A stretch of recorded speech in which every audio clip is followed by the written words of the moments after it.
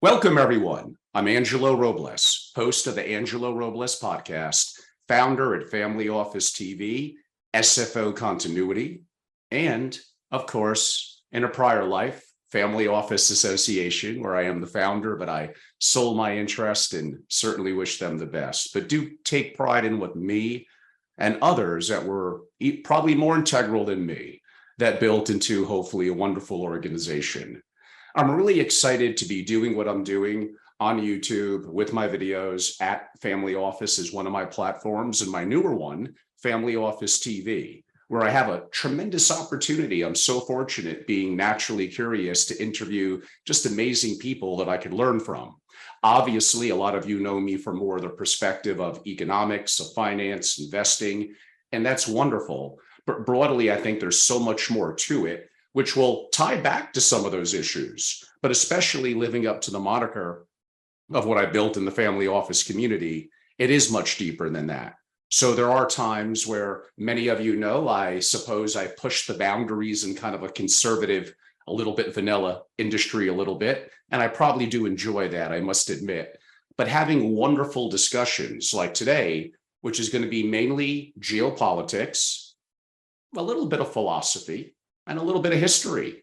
And yes, it will definitely tie back. If you're a family of great wealth, if you want to be a family of great wealth or individual, isn't that everyone? This is absolutely going to be very, very important for you. Understand, you do not have to agree with the opinion of the guest or myself. Laura knows I could be a little controversial. And yeah, I'm wrong a lot. It's okay. Bring open discussion to the table. Don't limit it. I could care less about being politically correct. And again, in an industry that tends to skew to being a little bit vanilla and down the middle, kind of rocking that boat. And hopefully that's a good thing. So today, I've interviewed at my events before amazing Navy SEALs like Dick Marchenko, the founding commander of SEAL Team 6, and a couple on my digital platforms, but I've never had the opportunity on something that we're going to talk about today to interview someone who's a former Green Beret. So certainly it's a great honor. I appreciate anyone who's been of service to America. I greatly appreciate you and respect your service. So former Green Beret on geostratic, if I could invent a word, the geostratic chessboard. And again, we'll cover a little bit more than that. So it's going to be a lot of fun. Our special guest today is E.M. Burlingame. As mentioned, former Green Beret, irregular and unconventional warfare thinker and author, startup and angel investor, and investment analyst, technologist, also was in investment banking and private equity. You can't make this up. He's really that good. EM, welcome to the show. Oh, you speak too kindly of me, but thank you for having me. Interested in today's conversation. So, I mean, we got so much to talk about. It's going to be really exciting. Why don't I start the transition from a unipolar to a multipolar world order is realigning the geopolitical chessboard, like I used in my title, that has largely remained unchanged since the 1940s at Bretton Woods. Why don't we start there? Yeah, so a fairly broad statement. In 1992, I would say almost actually unipolar world at the time, because there was two combatants locked into two different camps, and then there was everybody else that wasn't quite in that system. So what we thought of as a bipolar world with the Soviet era and the US-UK NATO alliance, the Bretton Woods alliance, was really two sides of the same coin. But in the 1990s, early 90s, of course, we lost the other side of the coin. And we've been kind of struggling ever since to figure out, how do we align? How do we, what is the other that most systems are based off of? And we went internally and tried to, address some conceptual, cultural, other issues internally as the other. That unfortunately has not worked so well. Now the world is going back to a more historical other, which in this case is the West versus the East. with the addition of two returned or returning to prominence powers that weren't there in the pre-Bretton Woods period, at least for 100 plus years, and that's India and China. So, now the multipolar world is looking a little bit more pre-World War II-ish, probably pre-World War I is closer to the reality of it. We need to wait and see what happens in Europe.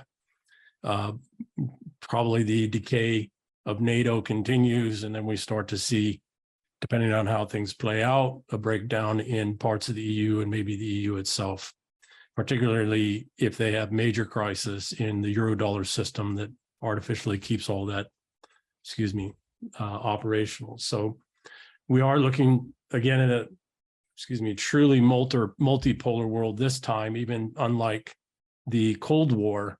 We're looking at something where there's a Central Asian bloc with Russia, there's a Far Eastern bloc with China. We're waiting to see what's coming out of Africa. There's some interesting things happening in sub-Saharan Africa. And then, of course, we need to wait and see this whole experiment of unified Europe, how that continues. I mean, I think back, like you're saying, pre-Bretton Woods, but of course, or even if I go back to World War I and before that, but with the addition, I guess you could say, of Russia and China, just thinking back a little bit through history, and that will be a part of our discussion today as well. 87% of the world's population, ex-G7, had no say in making effectively, or making these now, I would define as Western-based rules. The consequence, they have no loyalty to them. I think they had loyalty when there was a benefit to them that wasn't too extractive and too onerous. There was value to them to adhere to the quote unquote international order. I will say something, having been an analyst in China back in the early 2000s, I remember a head of a fairly influential Chinese bank at a dinner one time lean over and tell me that if it wasn't for the rules, the West would not be competitive. So we had created an artificial reality with our quote unquote rules-based system, overly expensive and cumbersome rules-based system. And only when people adhere to that system is the West competitive at all. And he left it at that with a smile. But the implication being is if that rules-based order were to break down for any number of reasons, as rules-based systems always do at some point, the West would no longer be competitive. I'm trying to see how I could say this without being too harsh, but you mentioned it a couple of times, rules-based order. When I'm asked, well, here in America, we have so much going for us, which is true to some degree. We have the rule of law, oceans on both sides, an aging population, but not quite as bad as certain other parts of the world. And it comes, you mentioned again, rules-based order. Rules don't mean nothing if it's not backed up force. I could use a little bit more of a rougher word. So that's the capability of implications from a local perspective and from a global perspective with our military. So effectively, I'm jumping ahead a little bit, but rules-based orders are only as applicable as coercion or force that could be used on the other party effectively. I would actually disagree with that a little bit. I would say that when it comes to enforcement, there has to be the ability to enforce.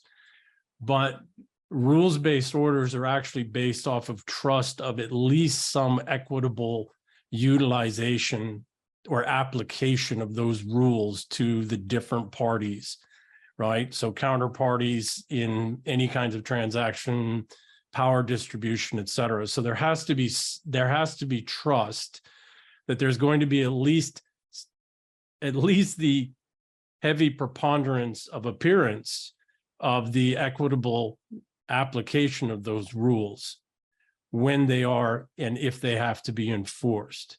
When there is a loss of that trust, which is what we're seeing both domestically in the West and between the West and the East and other parts of the world, when there is a lack of confidence that the rules will be applied equally to all the various parties. It doesn't matter what your enforcement capabilities are.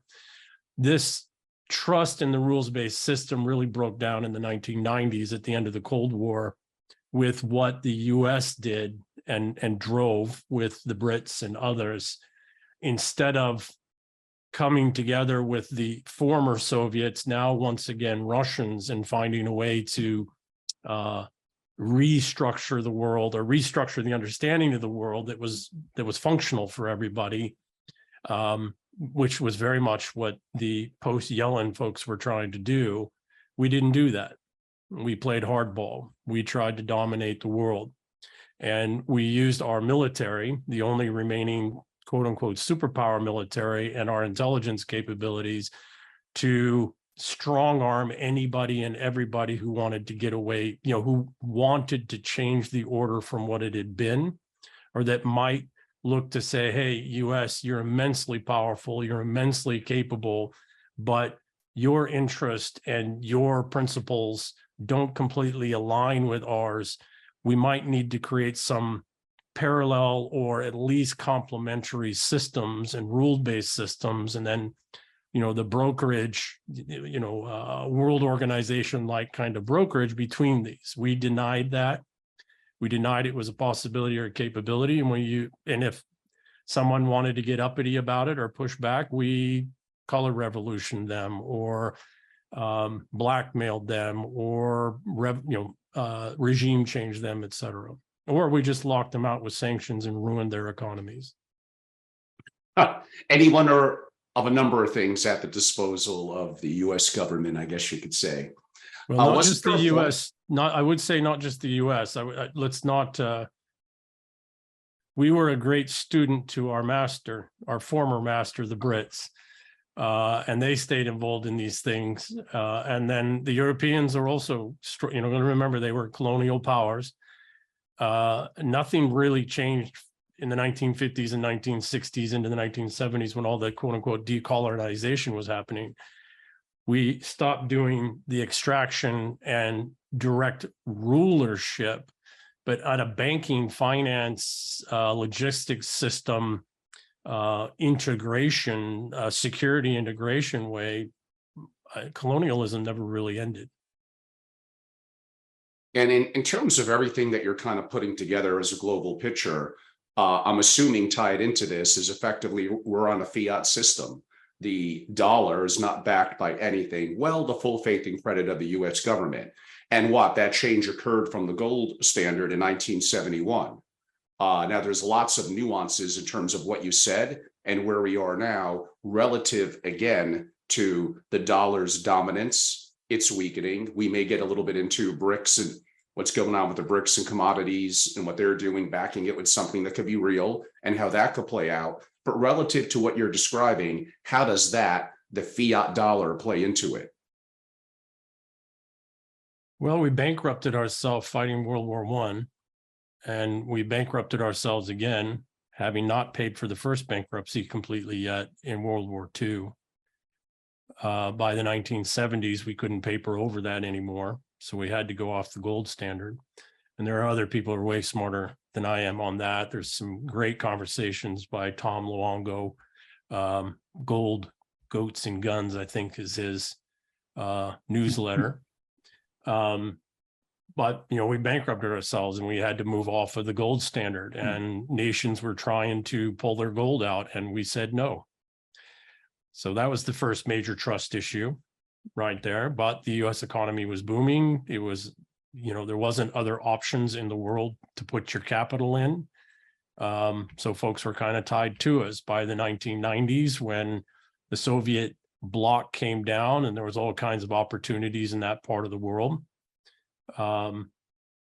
we decided that we were going to go in there and try and take those resources, all of Russia's extraordinary resources, and that was how we were going to plus up the Western bankrupt system. It didn't work out that way. Unfortunately, Reagan and Thatcher, Reaganomics and Thatcheromics, or whatever it's called, had turned on the debt spigot. The government debt spigot so that it could bankrupt the Soviets instead of having to fight them in a gun battle.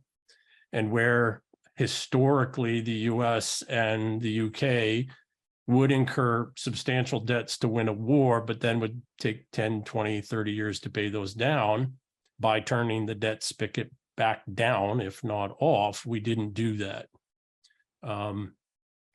Had we done that, the US fiat currency and the dollar system would possibly, I don't know, again, this is way beyond my knowledge level, but the fiat system might have been still viable. We would have had much slower growth.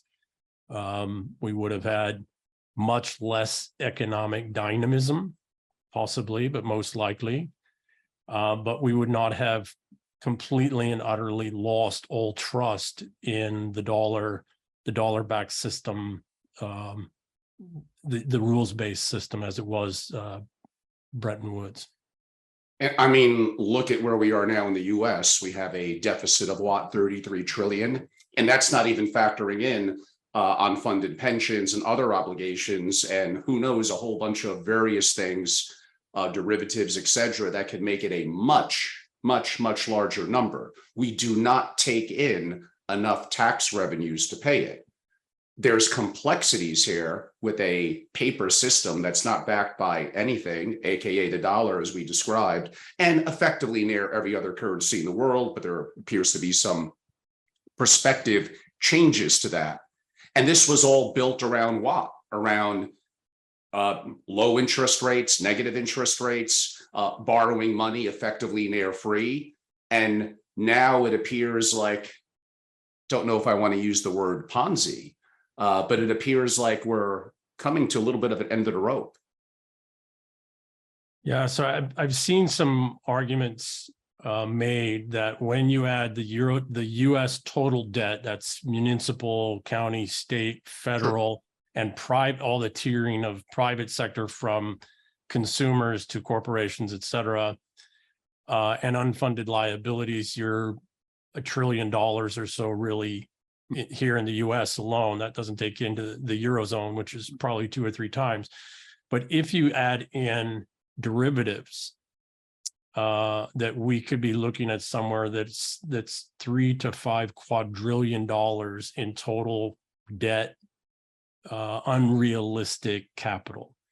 And that it's that is and all of it's hidden in all the ways it's in different places, et cetera, but it's propping and has been propping the valuations up across the board for quite some time.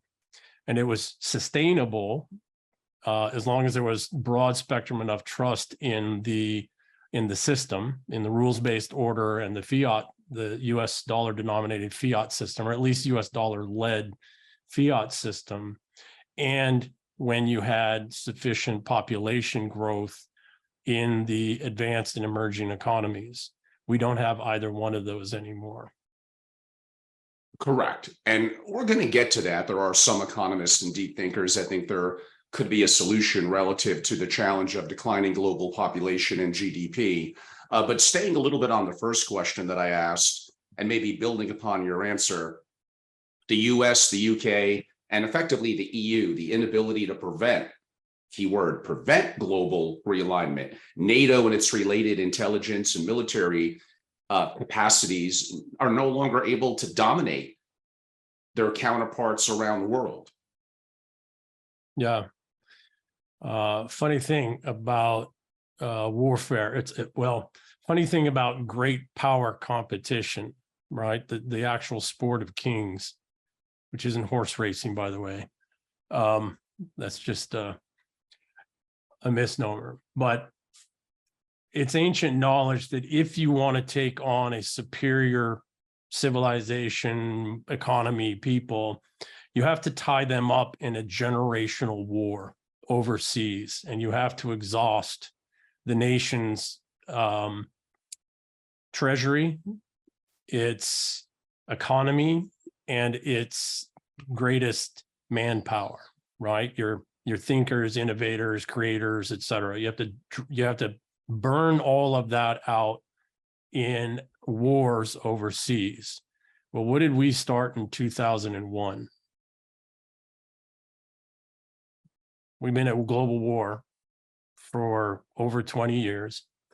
We've taken all the special, a lot of men and some women who would have been great innovators, great in business, great in industry, great in finance, fighters, and I don't mean in the hand-to-hand fighting, but the economic Adam Smith kind of fighting out there around the world, could have been doing a lot of things to really innovate and help us offset the debt, the need for debt-based funding, et cetera, help us build all these alliances. Well, they were taken away in war, and all of the massive amounts and the vast majority of the thinking of all of the bureaucracy and the institutions, et cetera, was caught up in war. Unfortunately, that's also where we still are, because the truth of the matter is the United States in particular has a government system at the federal level, at least, and somewhat in some of the states, that was designed and established to win World War II and then fight and win the Cold War. And instead of, in the 1990s, instead of restructuring those institutions to more, domestic requirements, et cetera, we just poured on the gas. And so we are, for all intents and purposes, have been on a wartime footing as a nation for 80 years. We cannot sustain it anymore. We also just don't have the manpower. We've lost a lot of the greatest future thinkers and minds in 20 years of war. They're dead, or they have severe brain injuries, and or they're just exhausted, and they just can't stay in the broader fight anymore. Taking on a little bit of the question that I asked earlier, or comment that I meant a little tongue-in-cheek, but there's truth to it, are effectively all financial markets embedded Ponzi schemes? I think all of modern civilization is a Ponzi scheme. I think once you get above a certain level of community complexity, it becomes a bit of there become too many, what did Marx call them? The useless eaters. I don't want to quite pump Marx, right? Because we've done, in the non-communist systems, we've done a fairly good job of trying to find places so that the useless eaters are somewhat useful. I think we're having problems with that now. So I'm sorry, could you ask the question again? No, it was, are all financial markets The effectively Ponzi schemes, yeah. embedded Ponzi scheme? Well, I'm not the only one, again, I'm not an economist. It's not my area of expertise, but I have heard some very intelligent people articulate that all financial systems are Ponzi schemes that work because historically productivity and available labor were growing at a sufficient rate to sustain the scheme. And what happens when you plateau on population, which then coincides, we thought we could offset the productivity with technology, and we did for some time. The issue there becomes, okay, well, what happens when you don't need as much productivity on the industrial side to actually meet demand? Because demand is now has plateaued and is now, it's still got a little bit of climb, but it is going to plateau, and we're always forward looking in systems. So it is going to plateau here in the next few years, and then it's going to start to decline. So we don't need the productivity on the labor side, on the industrial input output side, but we do on the financial side, which props up everything. And at the same time, well, very primarily, we built these extraordinarily elaborate, massive bureaucratic systems, institutions globally, many of them which are redundant, many times over redundant, and we cannot sustain the cost of them anymore. We have a question from one of our single family office participants. It's a bit of a troublemaker like me. I will ask the question. Who are the powers that be? And do they control, and when has it ever been any different, but do they control things like the Fed, the IMF, etc.? I wrote a book called Starving for Leadership, small little primer, and I've written some articles on leadership where I've kind of thought these out, and I've spent time with Fortune 50 CEOs and heads of bank and royalty, et cetera, over the years, trying to figure out this very question. I don't think it does not seem, and this gets to the book, The Eternal War, my latest book here, about the combatants, but it does seem that throughout history there are, in all systems, all cultures, in between systems, within systems, et cetera, there are always factions. And those factions tend to be about three factions. You've got what in the modern area, we label as the fascist Nazi faction, and we got to be careful because that's not necessarily the same thing, because you've got Mussolini's Italian fascism, and then you've got Nazi Germany fascism, and those are somewhat different. But you've got the fascist faction, which is that's the resentfuls, and they're looking for total and absolute control as a form of state-owned, state-controlled slavery.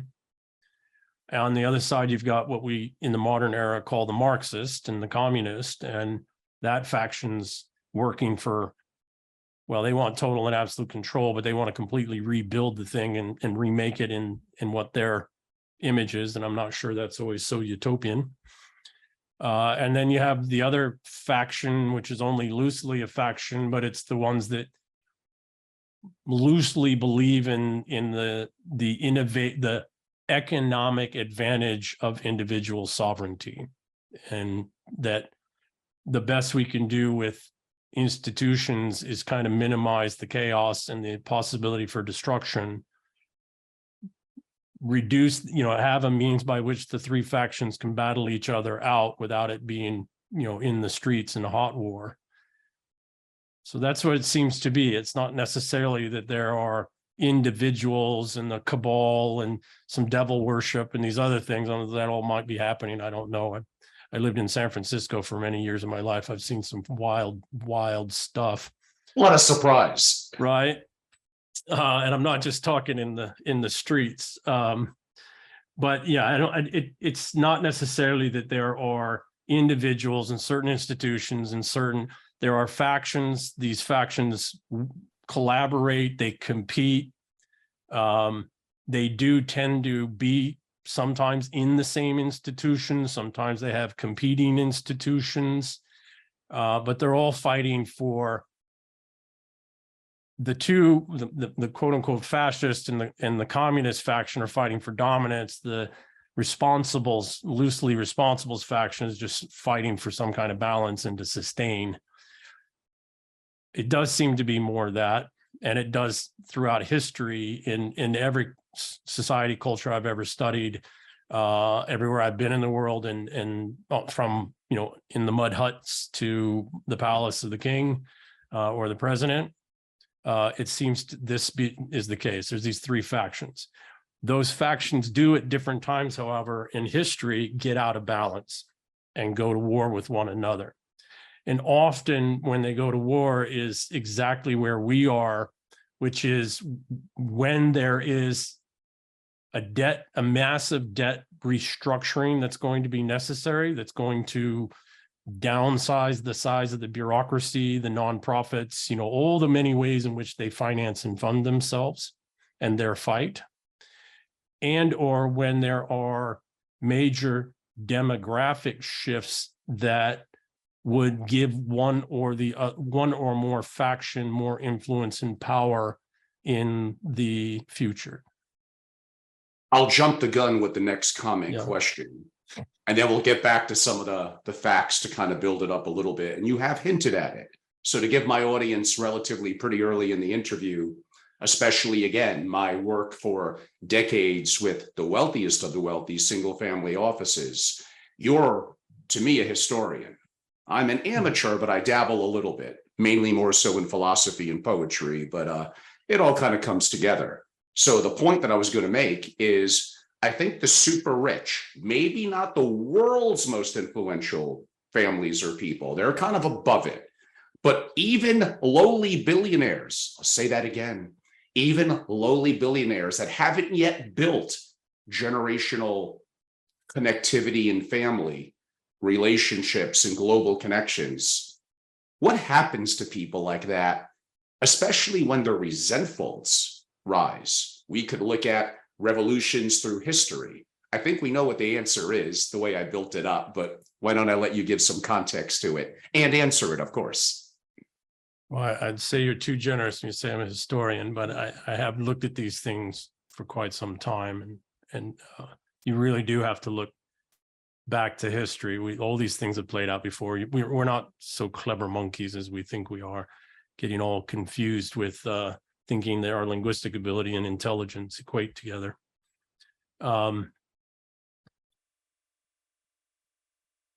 Families, great houses, noble houses, aristocratic houses. I mean, for all intents and purposes, that's what any well-structured,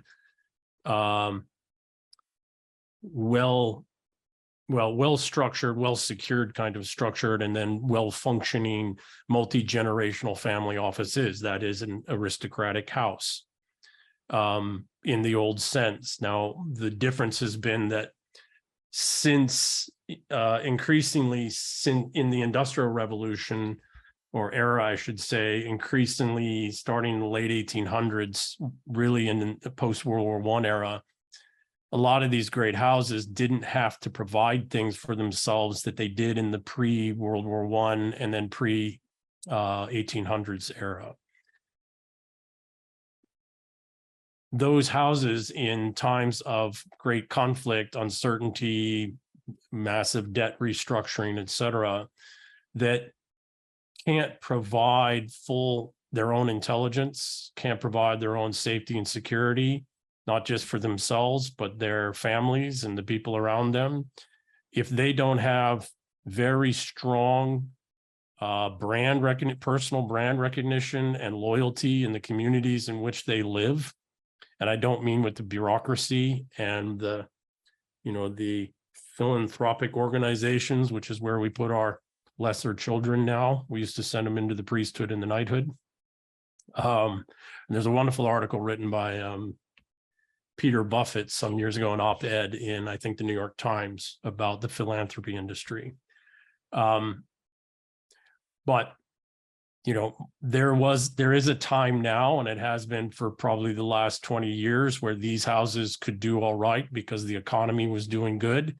Safety and security loosely was provided by government and government entities.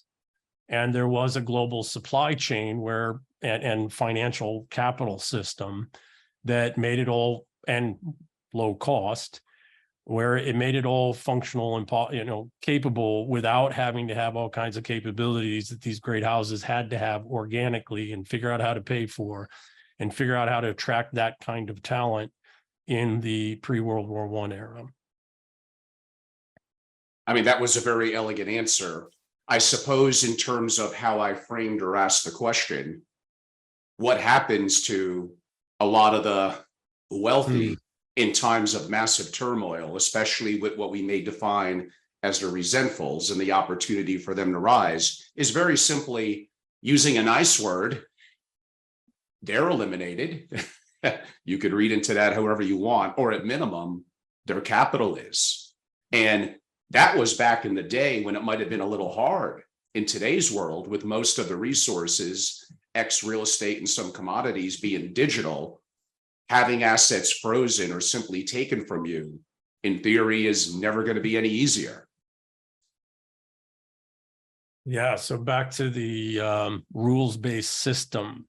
Guess what? Those rules can be changed, and we've seen it happen. That's the key point. Right? I mean, you can 1-2-day omnibus session, and your state or the federal government can undo most of your trust laws. They can undo asset ownership laws. They can do all kinds of things.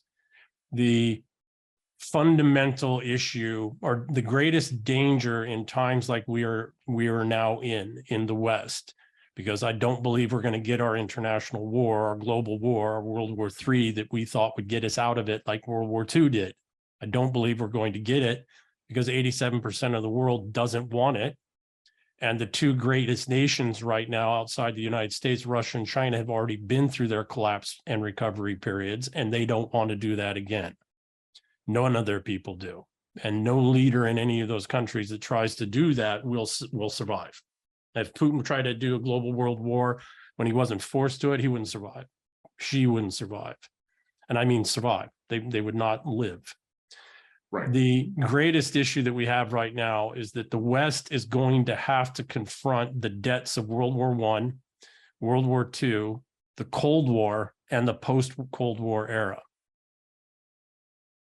We have massive bloated bureaucracies, and we've seen this type of thing happen in the Roman times, Byzantium times, in Charlemagne's court, post-Charlemagne, in the British, leading to the British Civil War in the 1600s. I mean, we've just seen this over and over and over again.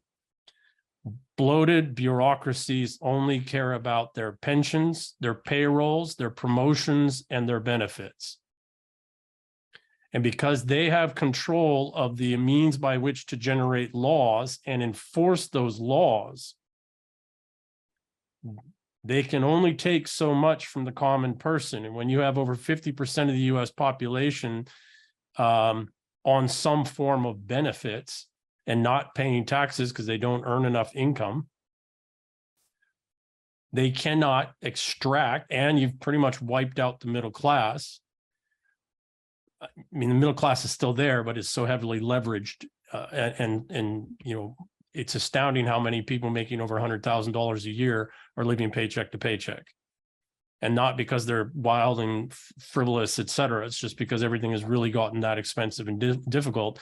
And here in San Francisco, I took a VC friend of mine here recently around to go see all the people who are living homeless that nobody sees because they've got camper vans and Winnebagos and modified vans, et cetera. And a lot of these people, in fact, most all of those people have $150,000, $180,000 a year jobs at tech companies here.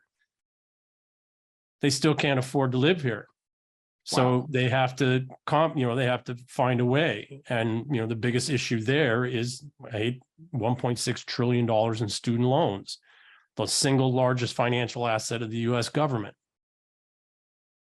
So the issue becomes one of, okay, if they can't get any more out of the people, the productive population that's supposed to be coming into the economy and buying houses, buying cars, having children, you know, all those things that have all those downstream spending, savings, lending things applied to them, can't do that because they have massive student loans and they're delayed 6 to 10 years in that. It has these huge effects. So where is this bloated bureaucratic state going to get the money from to sustain itself?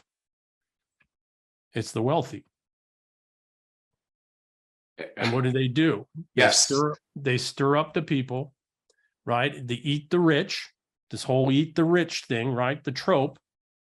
But if the people in the community you live in don't know who the hell you are and have no reason to be loyal to you whatsoever, or amenable to you whatsoever, they might not need to turn on you, but they ain't going to come to your defense if the government does, or if some other great house does. There's Seth MacFarlane at Georgetown's done a great little video on billionaire warfare, that the future is medieval.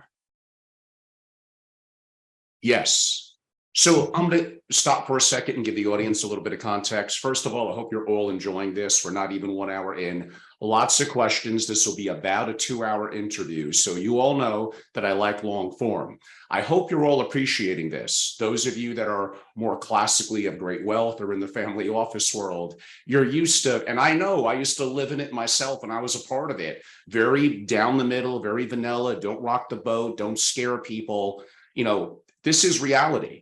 And this is why the work that I'm doing in my master classes on disaster prep for billionaires, on building a top 1% SFO, and my global team of relationships of people that I know, including EM, and the work that I'll be doing in these in-person master classes, and to some degree, a level of consulting with relationships of mine. I'm going to do a part 2 with EM in about 1 more month, meeting live in August and probably distributed early September. And that will provide, I don't know if answers is the right way to phrase it, but some of the issues we're bringing up today, but a way to further engage with EM, with myself and others that I know, understanding how history works, or understanding history period, and how it's playing out like right now.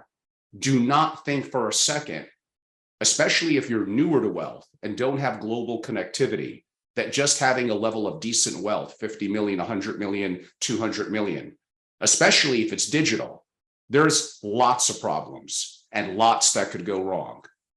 Continuing, we'll change the direction a little bit. What capital controls being put in place now under the guise of Russia and Chinese sanctions will limit the flow of US and Western assets, capital out of the US and the West? That's kind of the part 1. We'll start there. Yeah, so I have a friend of mine, Chris Sadek. He and his father, and forgive me, I'm getting to that age where I forget people's names. Probably was never good at it anyways. But Chris's father and he have been in the overseas offshore wealth protection industry. I almost said racket, but it's not a racket. They're actually very good at what they do.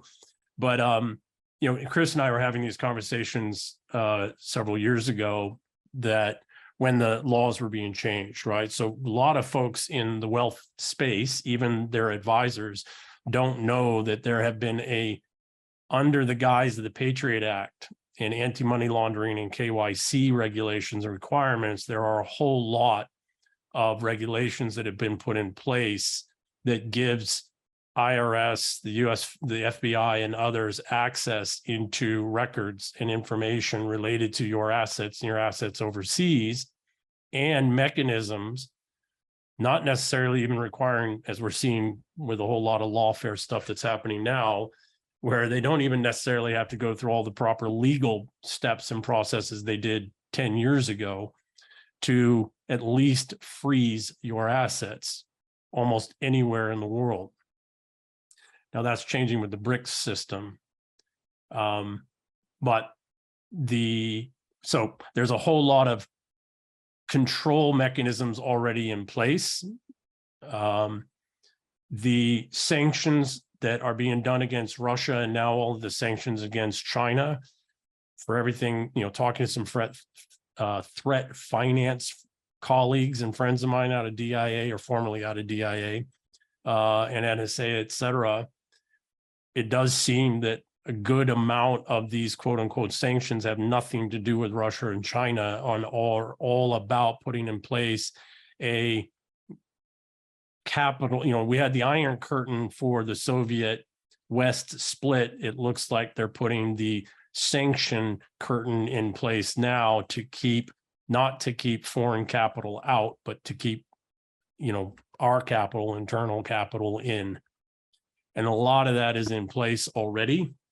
The China stuff is not, and that's going to be interesting to see, because a huge percentage, proportionally, of our economy is still tied up in China and with China, et cetera. So how they do the carve outs, who participates in those carve outs?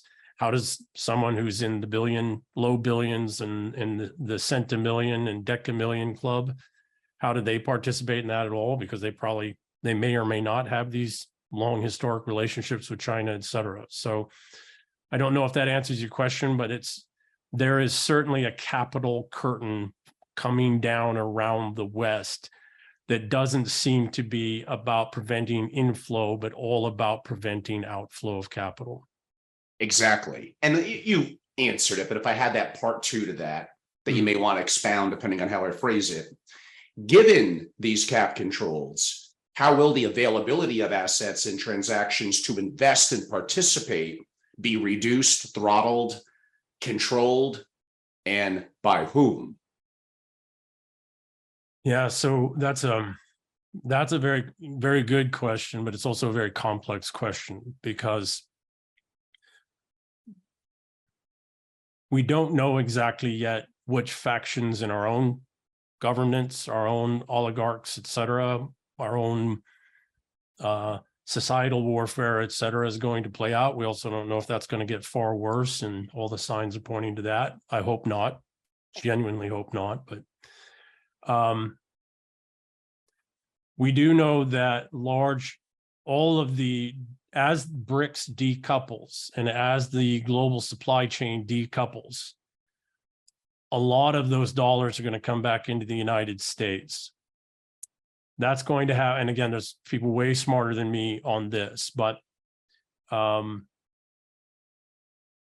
capital costs will continue to go up. Not necessarily because there isn't liquidity available or capital available, but because the risk appetite, the risk and uncertainty models and profile, so when we're doing risk factors in a placement memorandum, those are things that are known and understood. And then as Steve Boyd, who is a friend of mine, a much older gentleman who was a regulator at the SEC for a long time, he also talked about uncertainty modeling, kind of like Rumsfeld's known knowns, known unknowns, unknown unknowns, right? But, in Markovian fashion, these are all somewhat known. They may not have been hard codified as risk factors are, but they're still unknowns. And then there's some influence. So point being is that as we decouple both from Bretton Woods and the post-90s globalized world, we don't really actually know, and we're dealing with internal strife, global strife, et cetera. We have to both remodel the known things, the risk models, and reassess the risk models.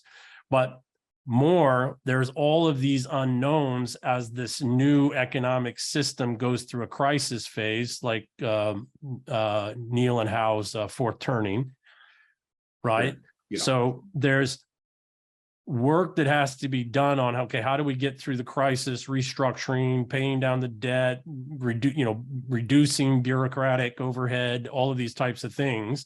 And those are unknowns, and we don't know yet what's going to emerge on the other side. And anybody who tells you they do is ludicrously off track. We also don't know if the internal struggles and conflicts. We've been fostering and carrying out coups and revolutions overseas for 80 years.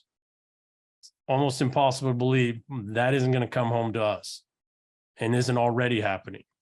So we don't know what the conflict, we don't understand or know yet how the risk models have changed. We don't know what the new uncertainty factors are and how those have changed. And we don't know how this factional warfare is going to play out in this restructuring of our economic and financial systems. And we don't know if the balance of powers during that time will cause one of or more of the factions to become either more powerful so that they try to force through their vision, or to have lost enough power at the table that they feel they need to burn everything down to, get themselves back into power. And we don't know those things yet.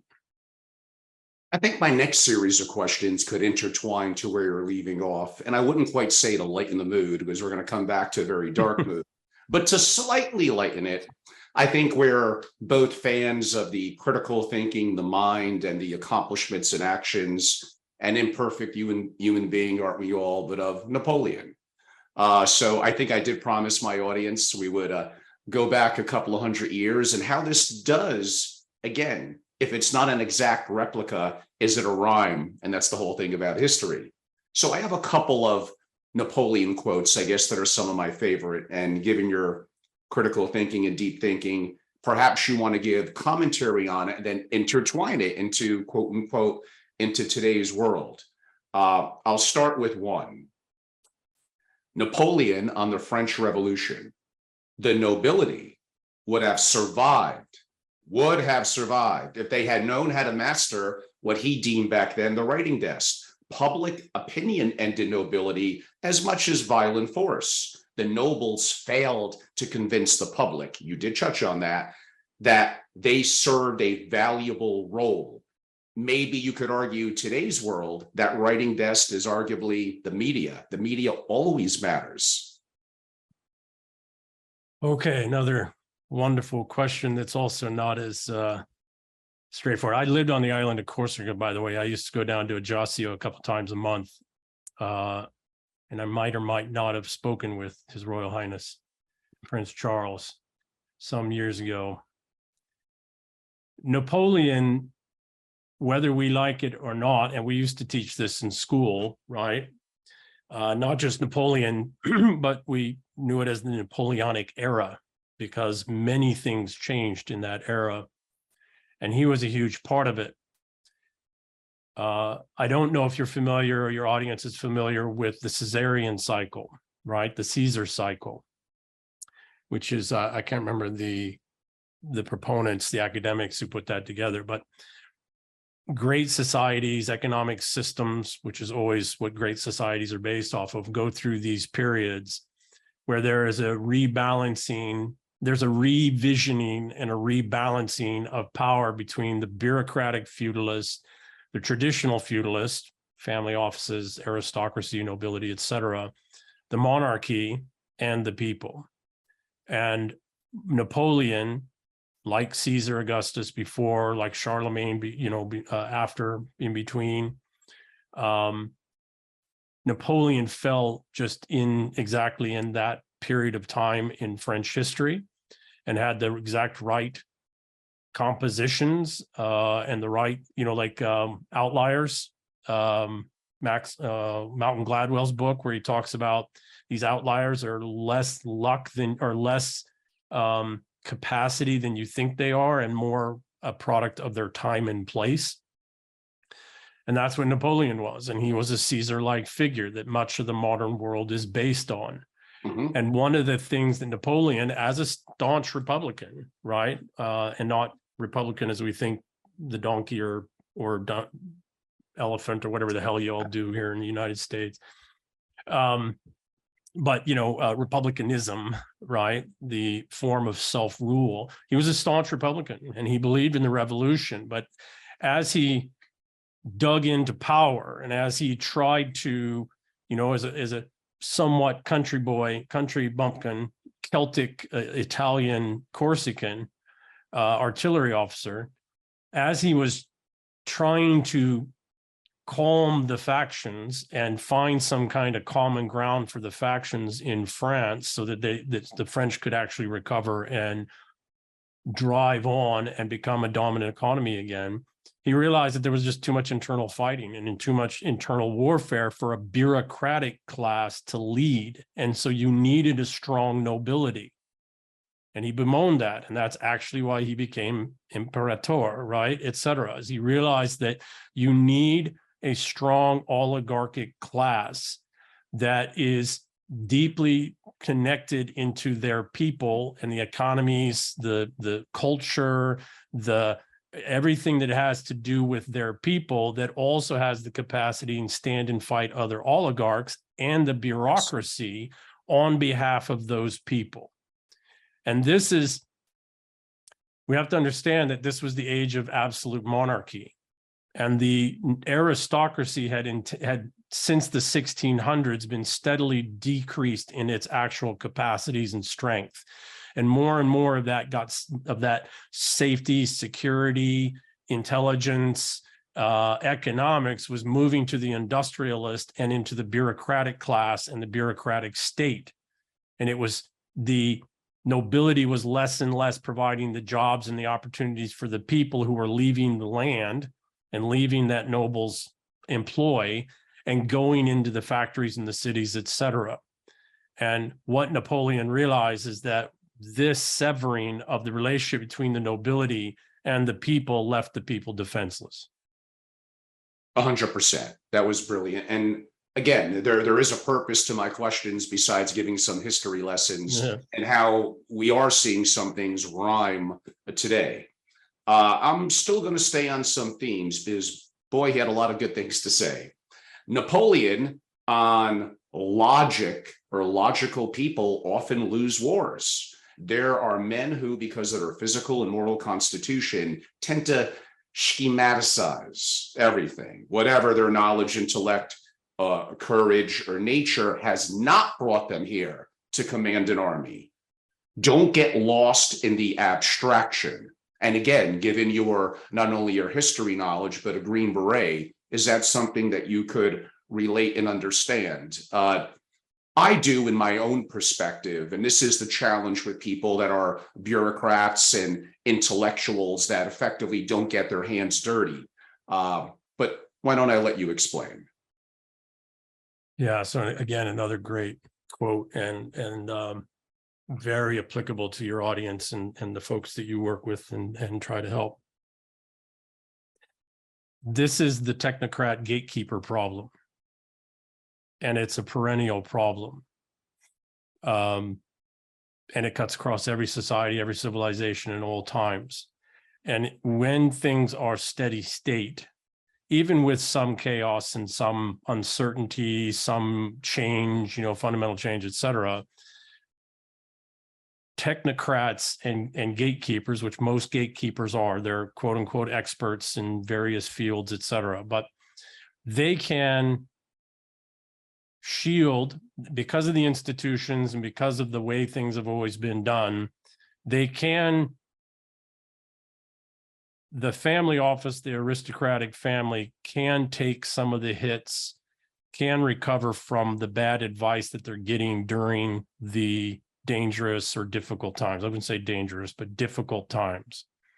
But when the system changes substantially enough that those technocrats and gatekeepers are not, the system that they were tuned to be the experts in is no longer the system. You have to look for other gatekeepers, other advisors who are not the masters of the old system, although they know it at least broadly enough, but they are the ones that understand the thing that's happening now and that is emerging or that might emerge. And I'll give you an example of this. And this is the thing I've been battling for years. I've been on this path of trying to understand this stuff specifically for 20 years, 23 years now, as I've been on this one path. And the single greatest obstacle I've run into over and over and over again is the gatekeepers and the technocrats. And particularly because the family office or in the investment banking world, the partners, et cetera, whenever somebody who sees something that's or in special operations, in counterterrorism, counterproliferation, irregular warfare, et cetera, somebody would see something and know something and really understand something that decision maker needed to see and hear and understand. But because the decision maker didn't have knowledge and experience in that enough to trust their own judgment and didn't have enough of a relationship with this person who wasn't one of their normal circle, they turned to somebody else in their circle and said, vet this for me. And those, can I swear on here? Yes. Those motherfuckers that they send the thing to vet to don't know a goddamn thing they're talking about the thing that's being brought to them to vet. Exactly. If they did, they would have brought it forward themselves. So this is the major problem. This is the major problem that we're having because they don't ever want to lose their position in the inner circle, et cetera. So I'll give you an example in the special operations community in targeting particular, and I won't go into too much more than that, but I might or might not have sat in targeting meetings where FBI, special operations, tier 1 units, et cetera, all the people were there that were making decisions about who the US was going to go after in whatever theater. And there's all the process stuff you got to do, et cetera. And there's all the layers of intel and the different kinds of intel and the different decision makers and yada, yada. I won't bore you. Somebody would identify an individual or a group of individuals or a sophisticated activity that was going on that could be actionable and would have a substantial impact on the whatever threat vector we were trying to address. They would bring that forward, very well thought, very well done, and hands-on experience, et cetera. And one of the intel people in the room, operational intel people in the room, would find a way to discredit the individual or the information itself. And why? Well, some of them it was because it didn't go through them, but more often than not, it was because they were the expert on this domain. Yes. And if the targeting center said, okay, let's spin up Delta Force and let's do this and let's go hit that, etc., that expert wouldn't be the most important person in the room anymore, because we would have solved that problem. Never mind, people are dying. Never mind, drugs are being trafficked, humans are being trafficked, etc. That career technocrat, bureaucrat wouldn't have the same value in the room with the decision makers anymore if we actually did something. And this is the major problem across the board. And this is what Napoleon, Alexander the Great, Genghis Khan. I mean, you read like the secret histories of the Mongols, you read Pompey's histories and dialogues on not Pompey, Cleopatra's and with the family. What was that family? The Greek family, I can't remember. Anyways, he was a general that rode with Alexander. Her ancestor was, I can't remember the name. Oof, goodness. But he has his dialogues about the campaigns with Alexander, etc., and they all talk about this problem, right? And you want a famous Beckett, right? Won't somebody rid me of this bothersome priest? Well, what was the bothersome priest doing? There was major changes happening, and the priest didn't want to allow the changes to happen because he wouldn't be the most powerful, second most powerful guy in the kingdom anymore. So this gatekeeper problem, of the threats that family offices face now, and in probably easily across the next 20 years, depending on how this all goes, it's this gatekeeper problem. It's that the old world is gone. It's never coming back. We don't know exactly what's the transition going to be like and what's going to happen on the other side.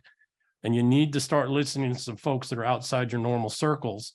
And you need to start getting knowledgeable about some things that you're not yourself, because you're not going to be able to hand off vetting it to somebody else. You're going to have to figure it out yourself and make a decision. You nailed it. I mean, I've been saying that, but you say it more eloquently. And I get in trouble in the single family office community. As a principal of wealth or a family member, at the end of the day, the buck stops with you. Stop having people do everything for you. Have a big picture view of what's going on from a macro perspective. Understand what you're investing in, what you're doing, your impact on the community. You want to have good, talented people work for you in the family office and provide value. They shouldn't be doing everything for you. You should have the keys to the kingdom. The buck stops with you, not with them. A lot of them are really not that competent. They may be relatively loyal, but it's safe, it's trustworthy. Loyalties, listen up, audience. Loyalties are solely derived from dependencies. Again, loyalties are solely derived from dependencies. Multi-generational dependencies.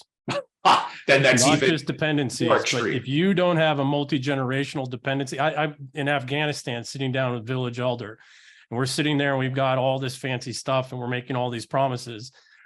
I went into special forces late in my life as my midlife crisis. So I was the age of the village elder. So after the captain and who was 15 years younger than us, had his conversation, the village elder looked at me and the comment I had with him and some of the things I've written that's, been picked up by command in postgraduate studies, et cetera, is when we rolled in there, what were we actually asking him? We were asking him to sacrifice 4 of his sons to go after the one son that was a Taliban. It's like, well, why the hell would he do that? And why would he disrupt his whole family and their assets and their relationships and the tenuous balance in the community if his children and my children, and it was his grandchildren in this case, and in one instance I'm thinking of, If his granddaughter and my daughter, who were the same age and actually kind of looked, interestingly enough, alike, because my daughter's a mixed race girl.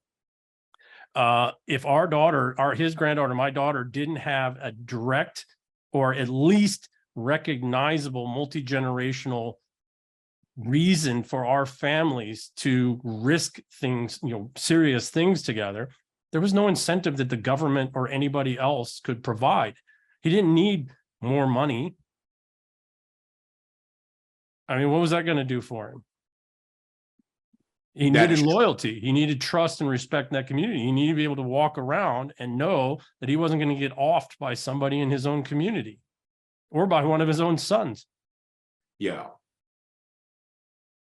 And wow, I mean, it's a lot there. I know we both went off a little bit on a tangent, but that's why I like the long form interviews. We could do a deep dive. And again, I hope you're all appreciative of this. I know it may make some of you a little uncomfortable. And I know some of you that work within the family office or advise the families, you actually could be great. You could take the initiative and realize you have blind spots, put your ego aside. Maybe you do wonderful things, but you could get better. And to have the resources and capabilities to do so, that could truly make you legitimately indispensable to a family. You don't need to know everything on your own. That simply is impossible. And you're being sold this thing within the single family office community where everyone that you talk to who's an economist, a thinker, they have the same way of thinking. They're probably the same age bracket. They broadly went to the same schools. These are things that EM heard in my discussion with Adam Robinson a couple of weeks ago. Like, you're not really getting creative critical thinking. You could, you just have to take that initiative. And I'm not saying I'm the only one, I'm not, but I don't think it's a huge number of people. Well, if I might, I might add to that. There Please. is a time when group think and unique, I mean, it's not saying everybody's a robot, right? But there is a time when a loosely consistent group think is important to keep the system going, because the system is functioning, it's working, and you don't want to rebel too much, and you don't want to throw a wrench in there. The problem is that when the system is no longer functioning, and it isn't a matter of just rejiggering some things and, tuning it up and getting it back on track, but there's fundamental change happening. And there's a lot of unknowns about what that change is going to be. Groupthink, and this is an article I wrote on Havoc Journal and LinkedIn. Well, it got picked up by Havoc Journal.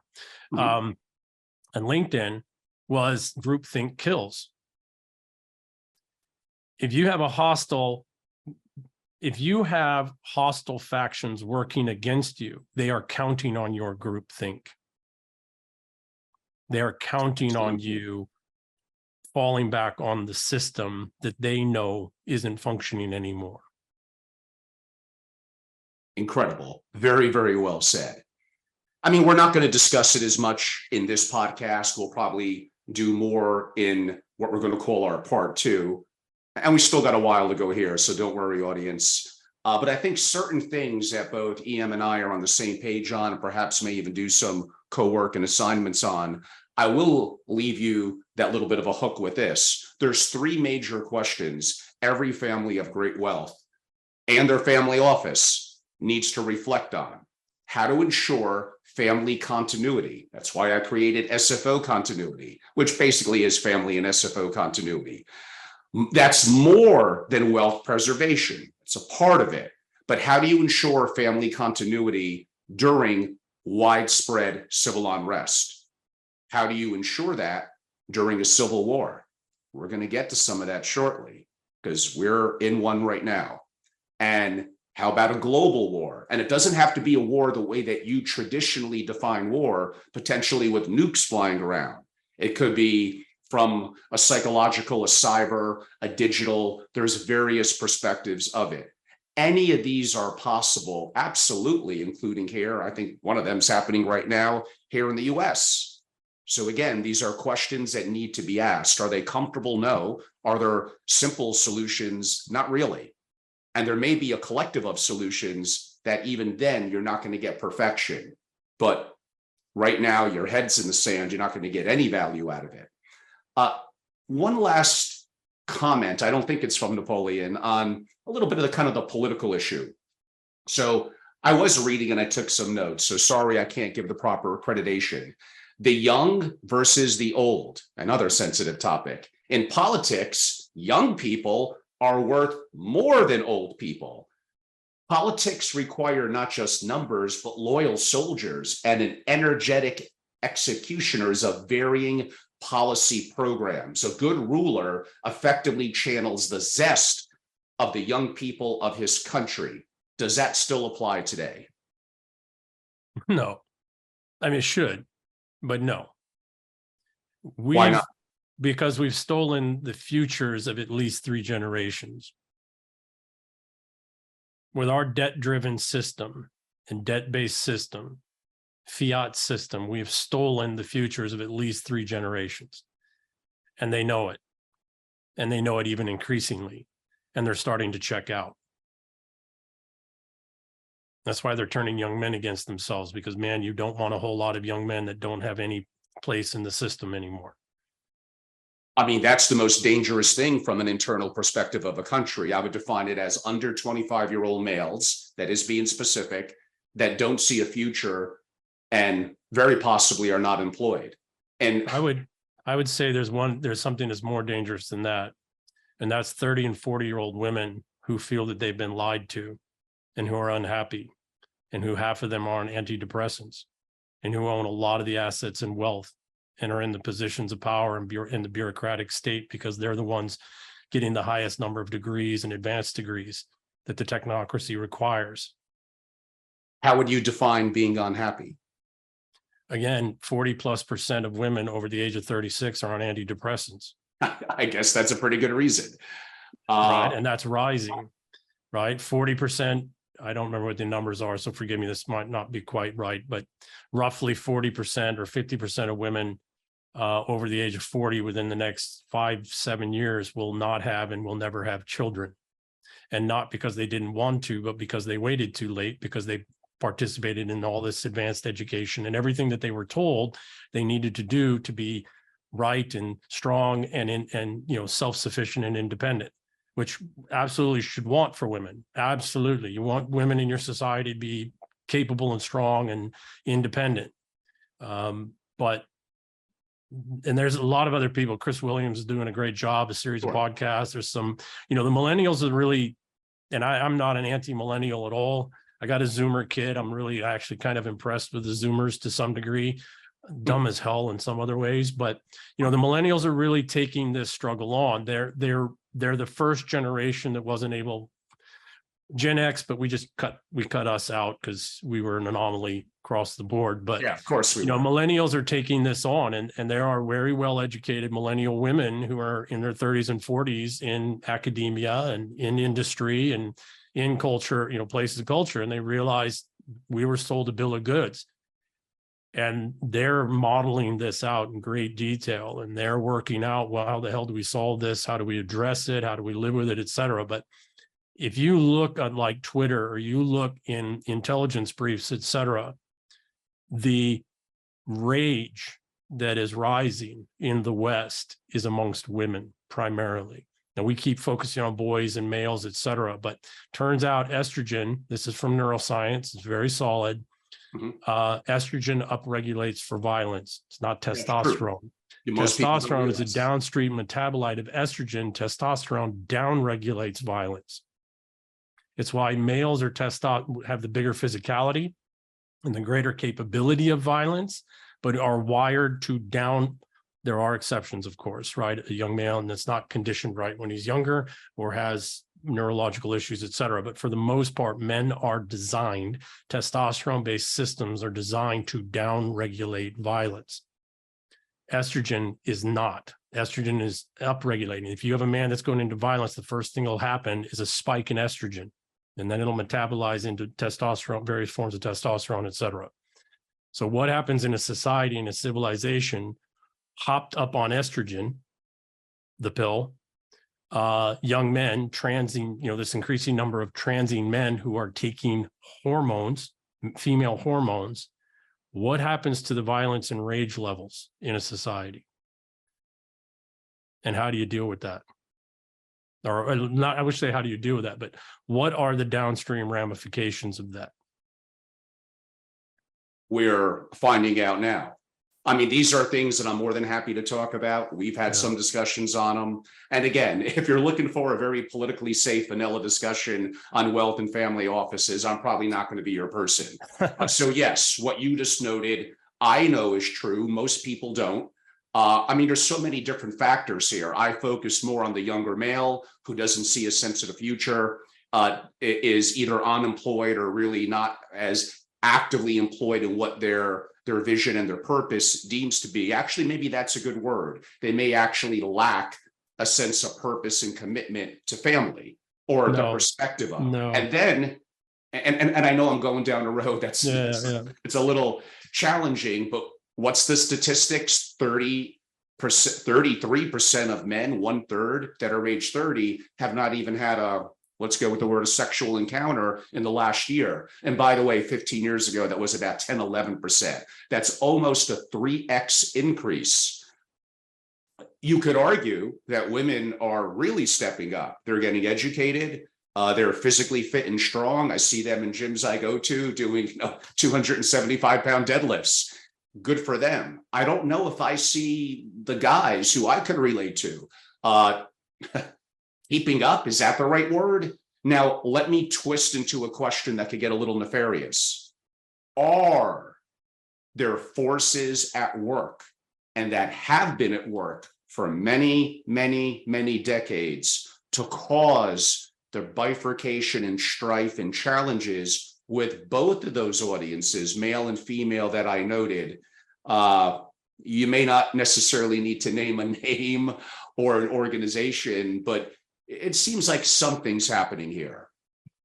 Yeah, so I think I would go back to an earlier statement. It's not necessarily that there was intention to this, but what is that about never let a good crisis go to waste? The industrialists needed, it wasn't enough that men were in the workforce to sustain the productivity that was required to keep the industrial system going.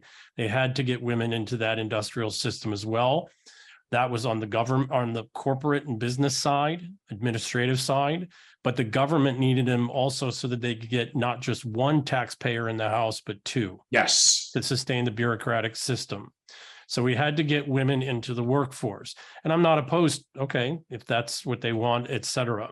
But we didn't, I don't know of, and maybe there were people, but we didn't take into account hypergamy, which is that women only marry across and up social or status hierarchies. And they are only, and it's not something you can change because they are literally not attracted to a man who isn't across or up a social hierarchy. And you can't change that. That is millions of years of evolution that has wired that in. But what happened is you wind up taking away males' ability to earn status because there isn't positions for them to go into because women are in those positions. You wind up with a situation to where more and more women go into the system and do the things necessary to rise up in bureaucratic structured systems, because women are really good at that. They're really good at small team dynamics, way better than men are, most men, at small team dynamics, and women do extraordinarily well in these things. Okay, but now she's raised her status. Men that would have gone into that position didn't get a chance to raise their status, and now you have more and more women pursuing a smaller and smaller pool of men of equal or greater status. Of course, then you get the Marxist and you get the social, the factions that want power and just, chaos and all that other. But I don't think it was intentionally done. I think it is being intentionally fueled now. This imbalance that's been created is being used by people to cause chaos and violence and disruption and try to gain an advantage over one of the other factions, et cetera. But I don't think it was intentionally done. I think it was just what we like to say in special forces, it was a unintended consequence of a second and third order effect. Interesting. This is definitely a subject that I would even love to do a deeper dive on. And and get more fluid in. Again, these are probably a subject that's never been spoken about in the family office world before, but I'm glad we're able to broach it. Changing directions a little bit, although when I get back to the U.S. Military and armed forces, some of it will relate back to that. So we'll hold off on that somewhere in about the next half hour. Going a little bit back before I went on my Napoleon quotes there, if the world has decided that the euro-dollar system is over, there's capacity now, there wasn't years ago, to make that a reality, particularly as the emerging markets, broadly BRICS, are what, 50% of the global economy, and the important part, like 100% of its growth. As their currencies are backed, or soon will be, quote unquote, the BRICS, by real tangible assets and first order revenues. I mean, that may be a very long-winded way to say, is the US dollar's reign over, but it's been called to be over for years now, and it doesn't appear to be happening tomorrow, but I don't know. I mean, there's lots of dynamics here, and that's a loaded question as well. Yeah. So again, I'm not a, currency or, these are not my areas of expertise. I do pay attention to them in the context of conflict and strife and how they impact families, particularly high net worth families. What kind of economic impact to them, financial impact to them, but for me, more primarily, is what kind of risks and threat might this pose. The US dollar isn't dead. It's not going to go away anytime soon. It's got a lot of serious problems. The financial system has vast amounts of debt that just has to get dealt with. There's, we were trying, one faction's trying to, the fascist faction is trying to get a global war so that the force majeure clause can kick in and we can abrogate all these contracts. And so half the debt can just go away right there at all the different tiers and levels, et cetera. I don't think we're going to get it. One faction's been using, wants the system to keep going, the debt-based system to keep going as it is, the Marxists, because they use all of this nonprofit dollars and government administration dollars to fuel their faction's sectional, sectarian warfare. So they want the system to keep going, and they'll, how the hell they're going to do that.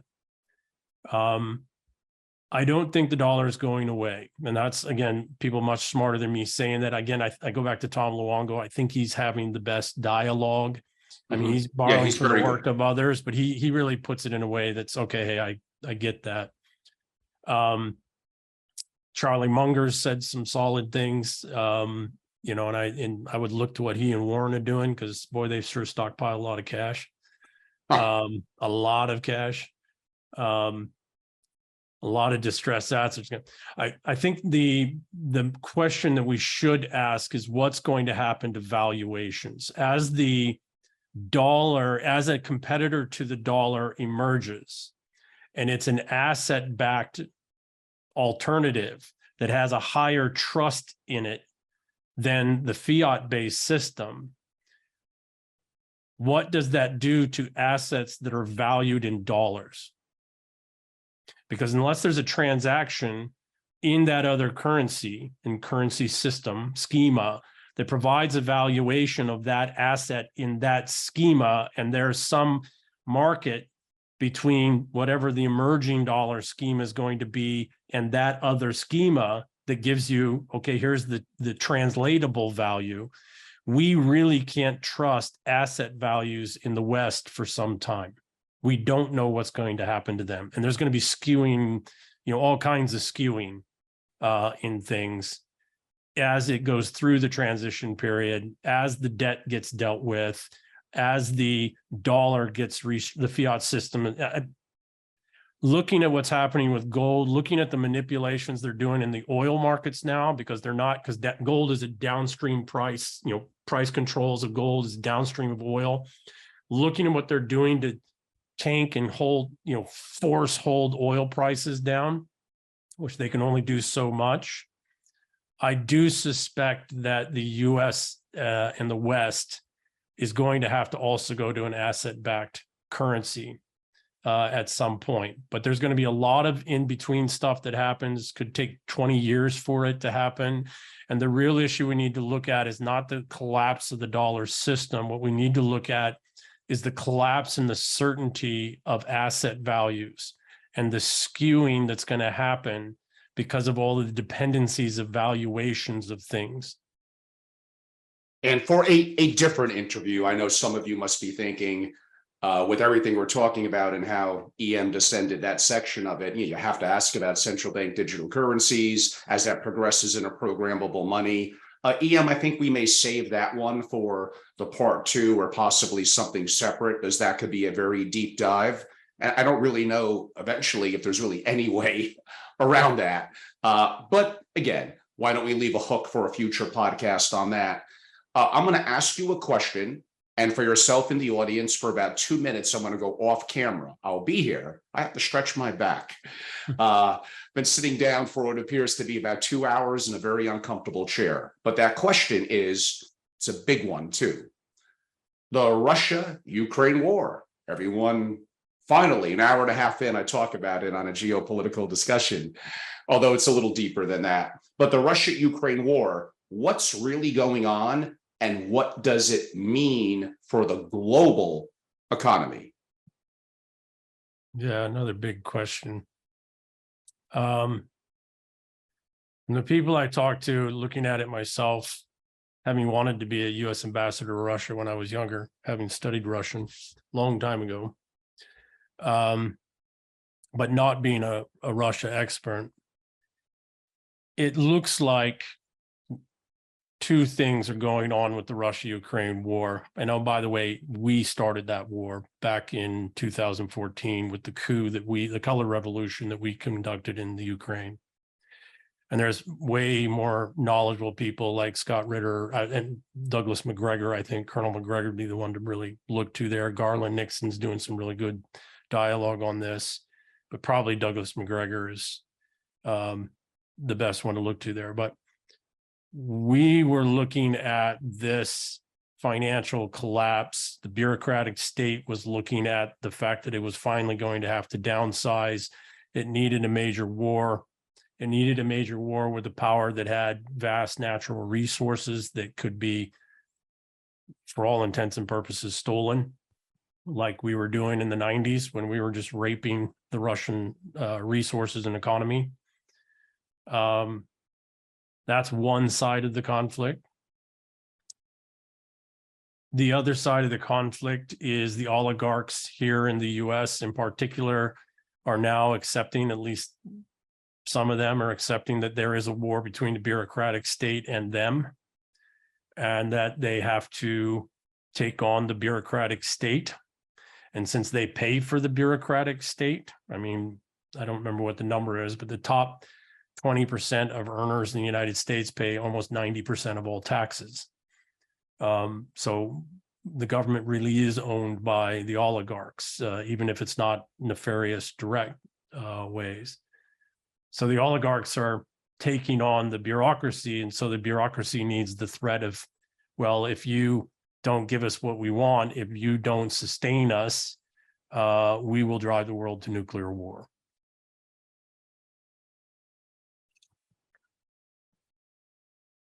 I don't think we're going to get our war.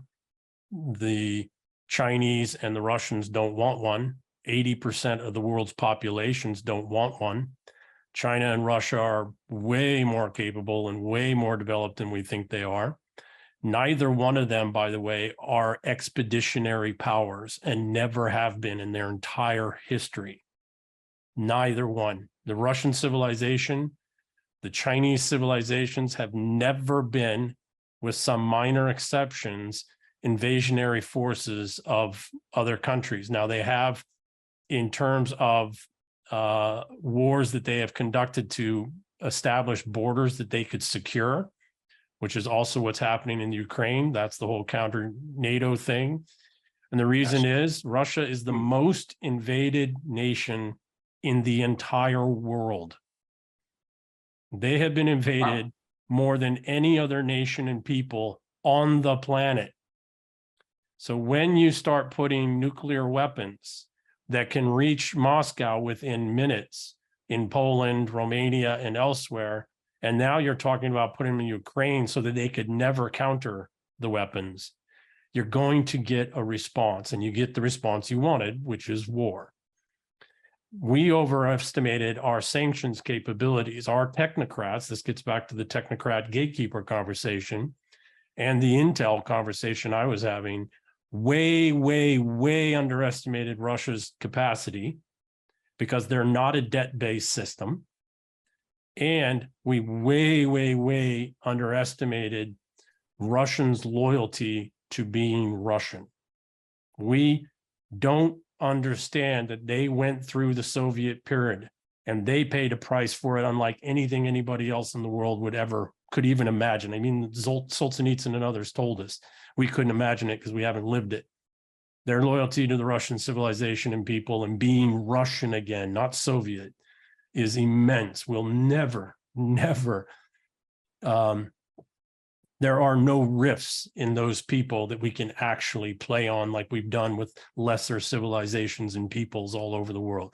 We think, and forget the indelicateness, but we think our bureaucratic war footing state thinks that because we've been knocking over little brown people countries here and there and yellow people countries here and there for the last 80 years, that we can take on a near peer and we're going to have the same effect.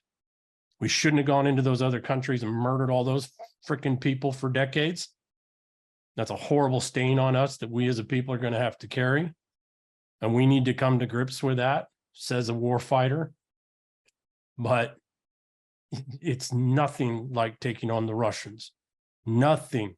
We forget the Russians lost somewhere between 29 and 40 million people fighting World War II. The US lost what, 500,000, 600,000? They lost tens of millions of people fighting for Russia, and that was in the Soviet era. So we grossly misunderstood and underestimated their capacities and who they are and their civilization that isn't going through the woke stuff and whatever the hell we're going through, et cetera. They are a great people.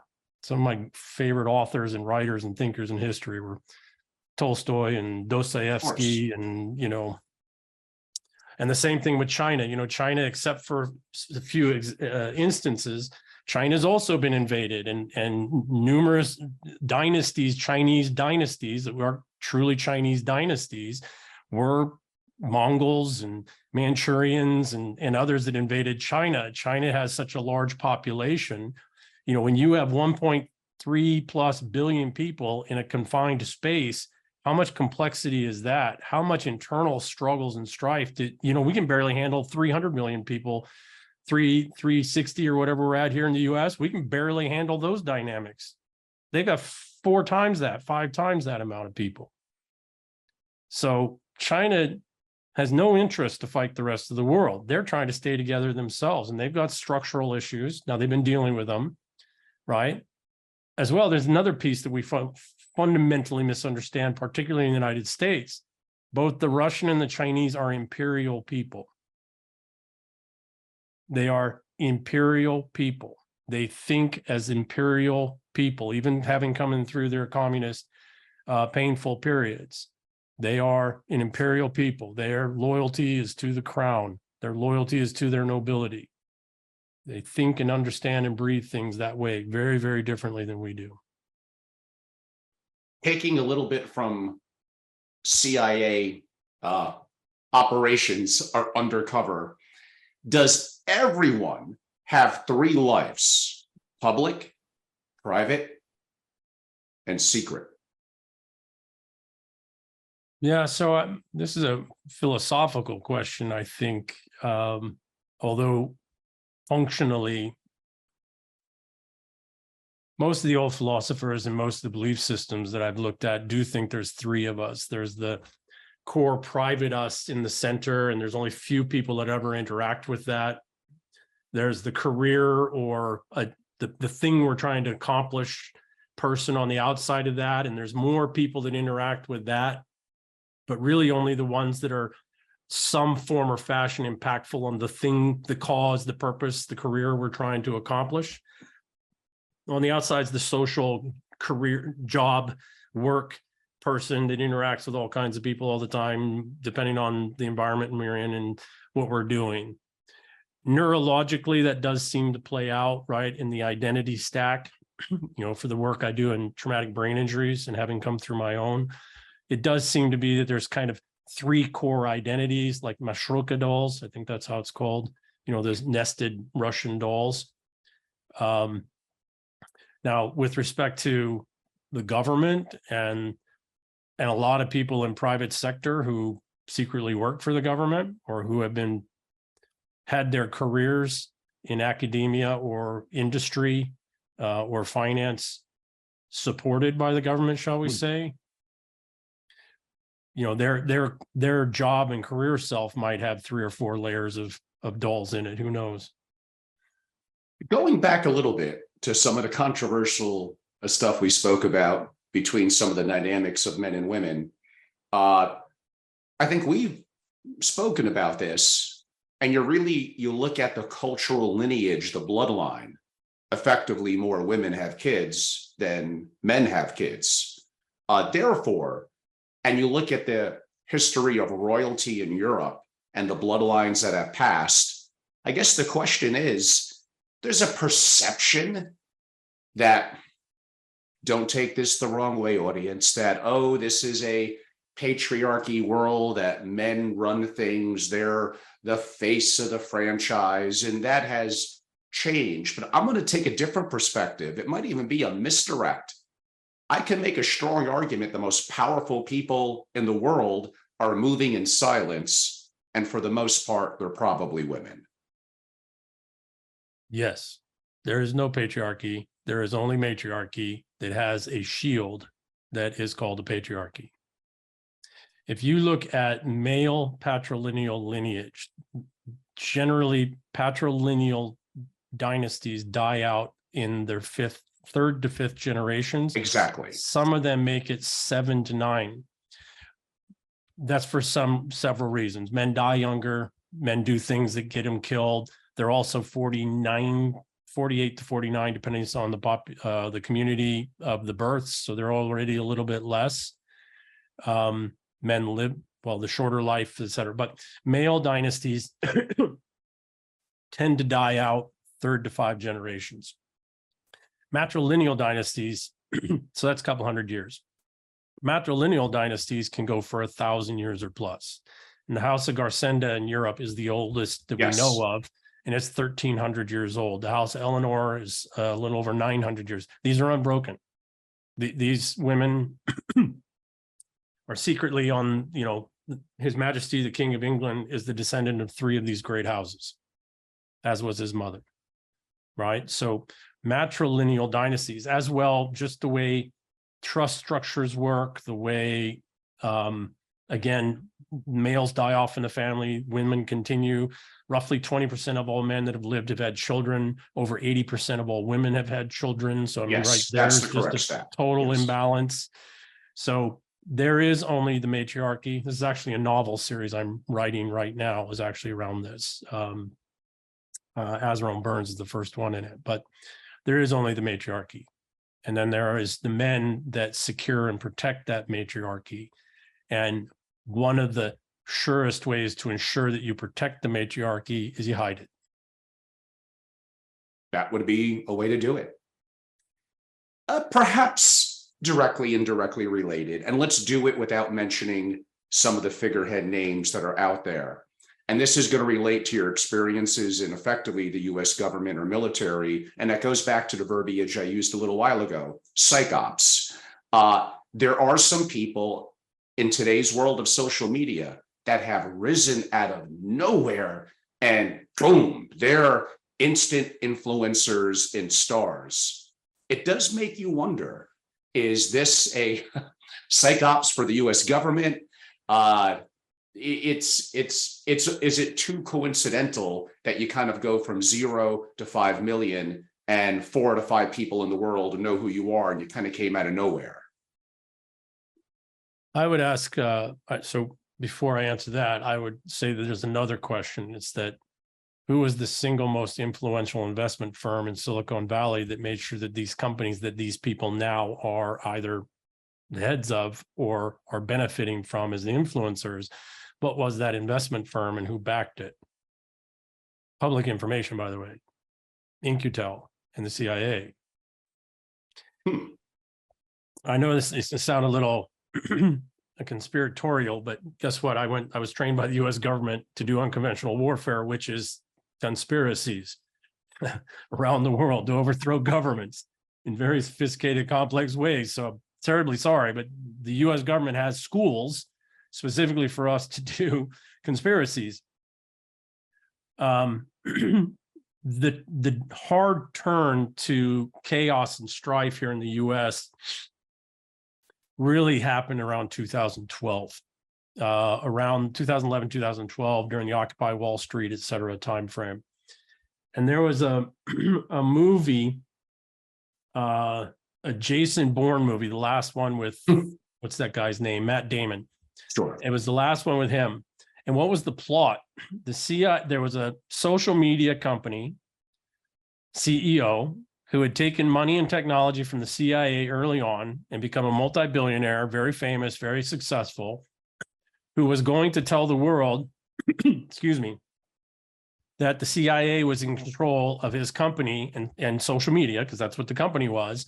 And so the CIA put together a covert operation to kill him on American soil. And Jason Bourne stumbled upon this in his own pursuit, excuse me, and foiled it. When did that movie come out? 2012. Excuse me. When everything on social media took a hard turn. Kind of makes you wonder, was it a direct threat against Jack Dorsey and Mark Zuckerberg? Sure sounds like it. Sure looks like it. Excuse me. No, of course, of course. Yes, without further comment from me, which is, I know, rare. Yes. Are the events that we've seen play out from late June into July in France and nearby countries related to the conflict with Russia and Ukraine, are they likely to get worse and spread across the EU and UK? Yeah, so I think this isn't a non sequitur kind of question. I think it's all tied into the same things. Sure. I was living, like I said, on the island of Corsica in 2005.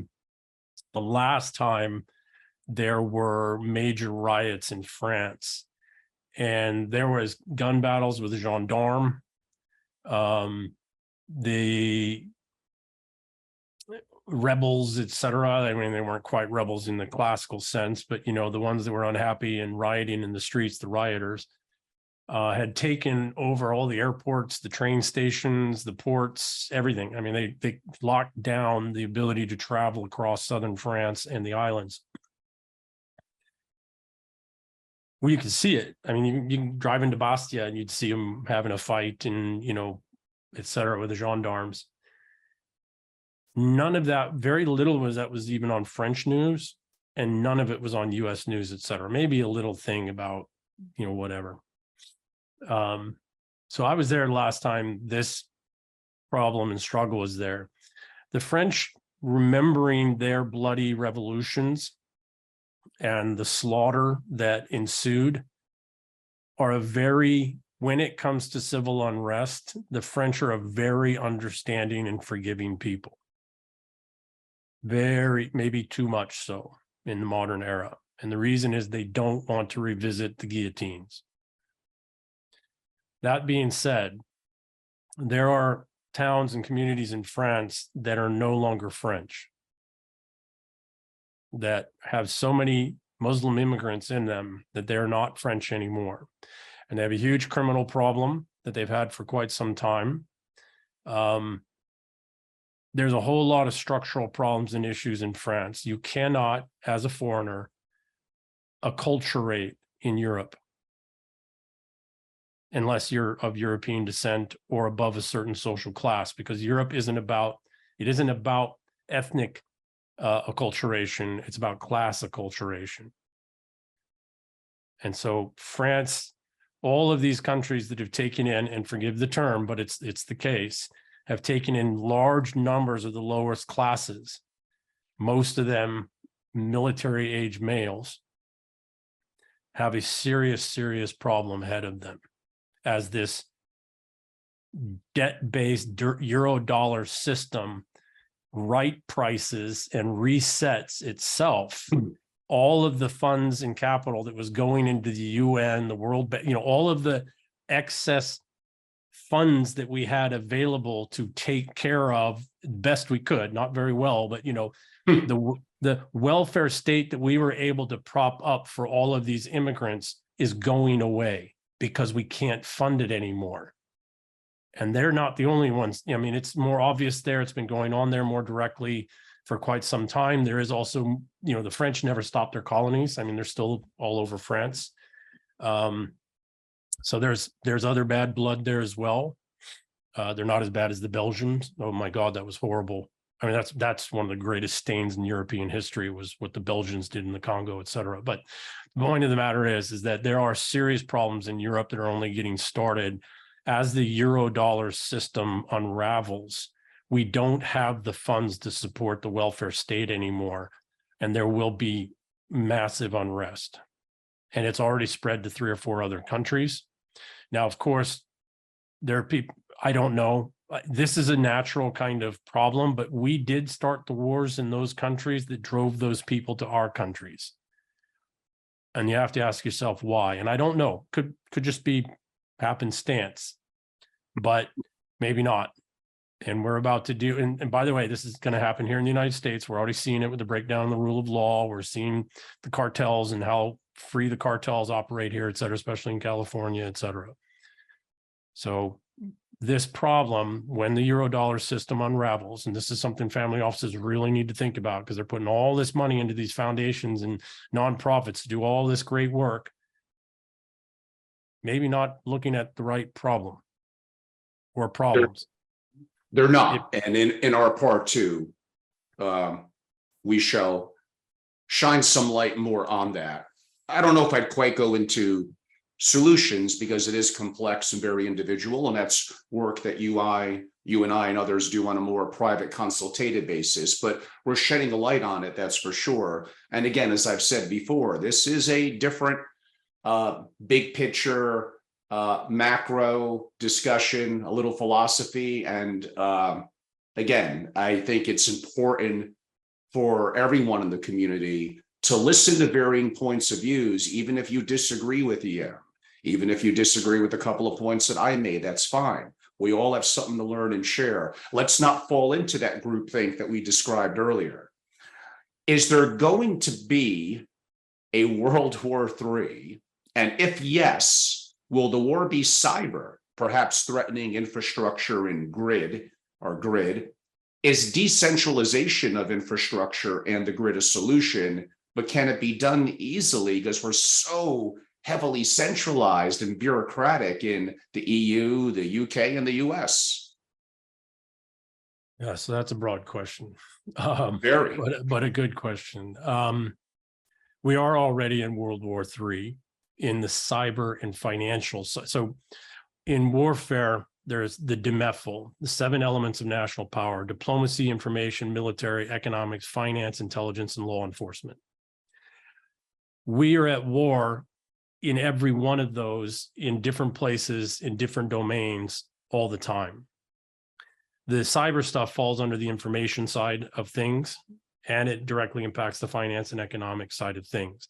We've been in a cyber war for quite some time, all out cyber war. It doesn't do,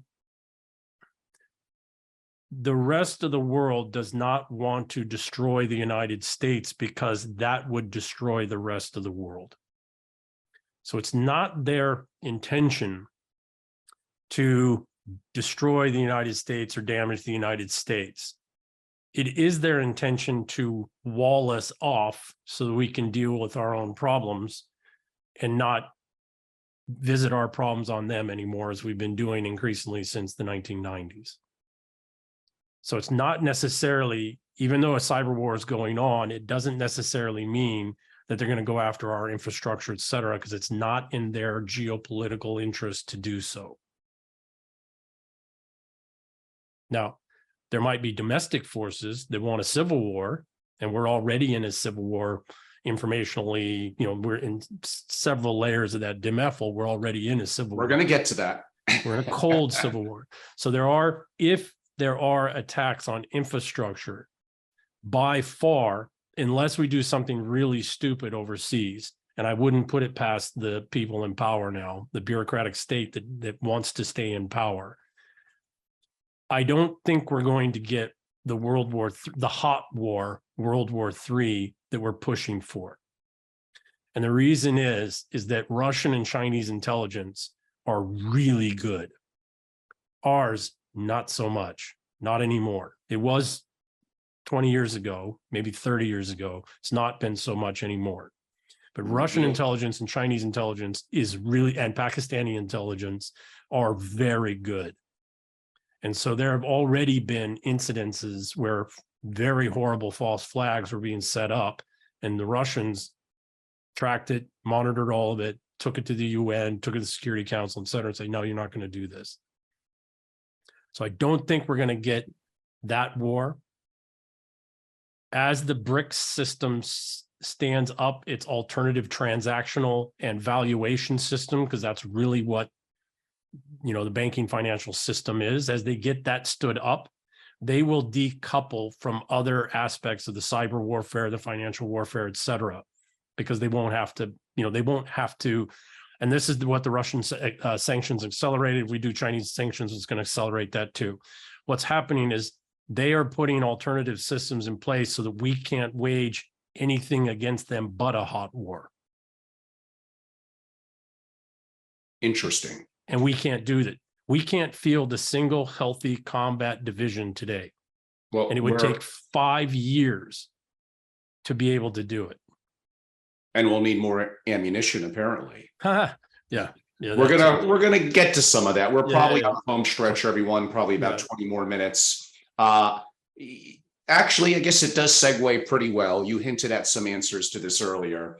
But what happens when a vast bureaucracy, massive military, intelligence budgets designed for one purpose, which is waging of cold and hot wars, which has grown so massive over the last 80 years, is denied the ability internationally to do what it was set out to do and designed for? It goes to war against its own people.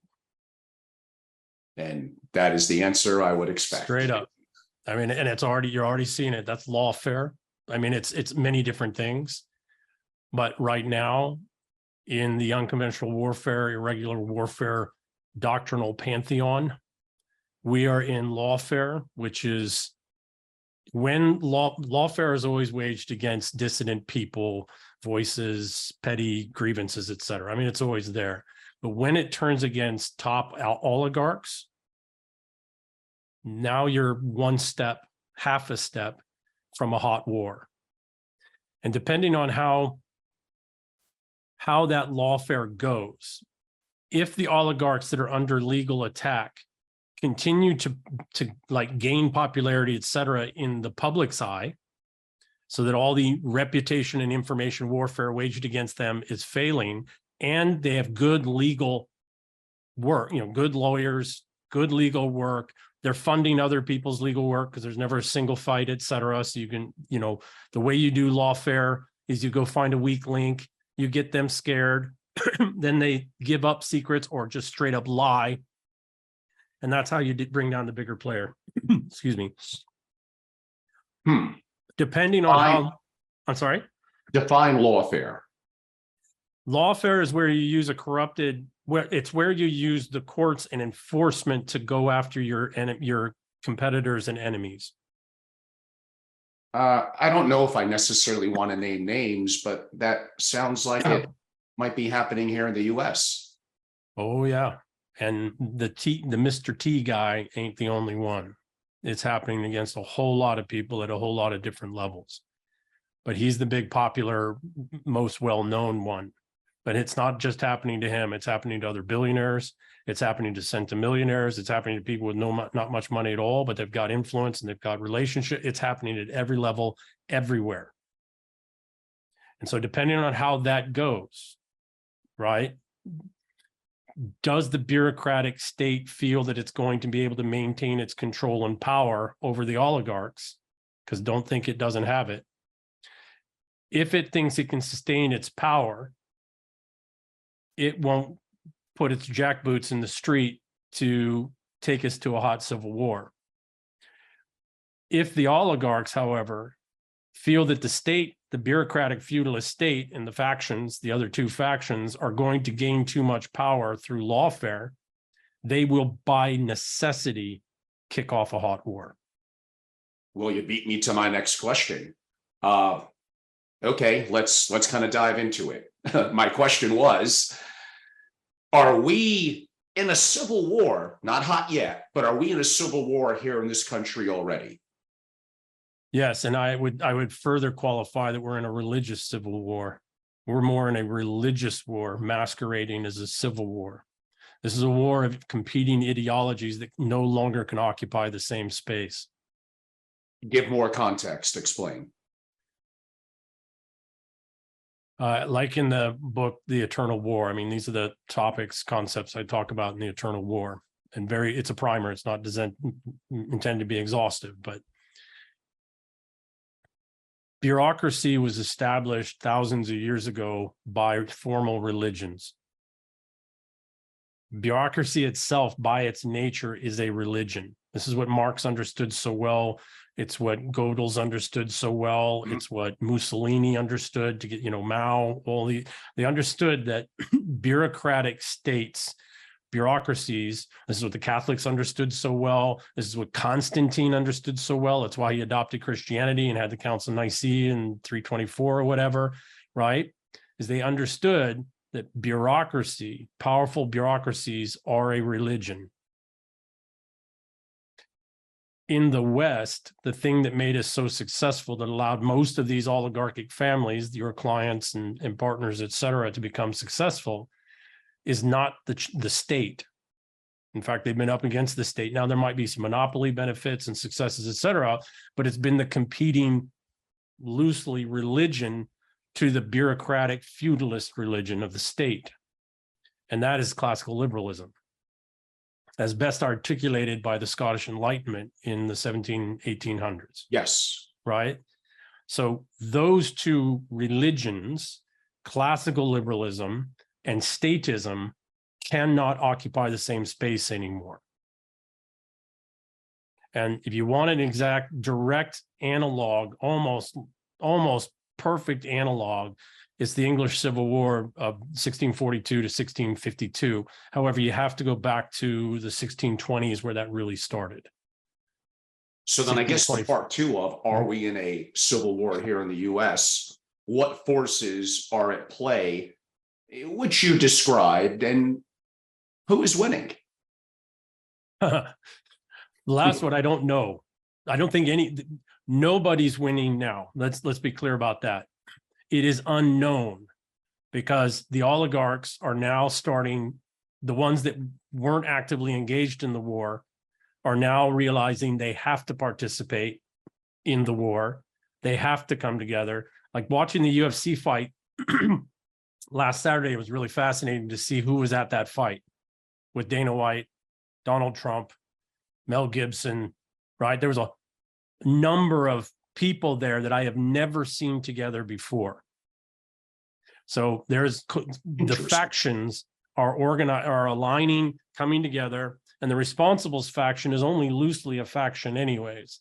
So the quote unquote Marxist communist faction has been gaining dominant power in the public space and in the bureaucratic space.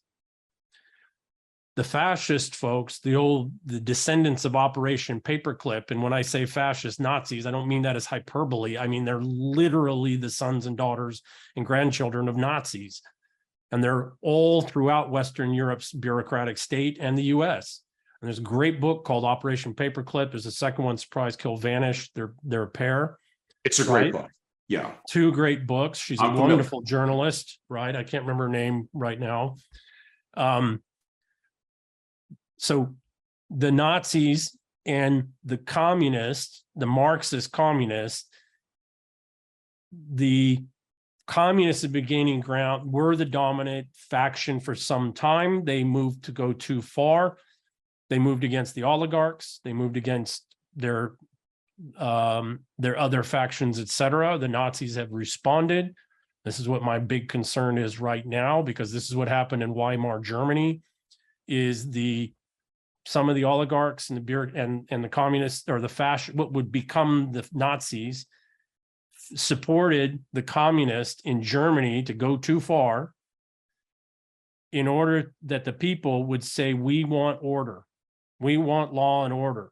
We need to get this under control. They're destroying our beliefs. They're destroying our families. They're all the same stuff we hear today.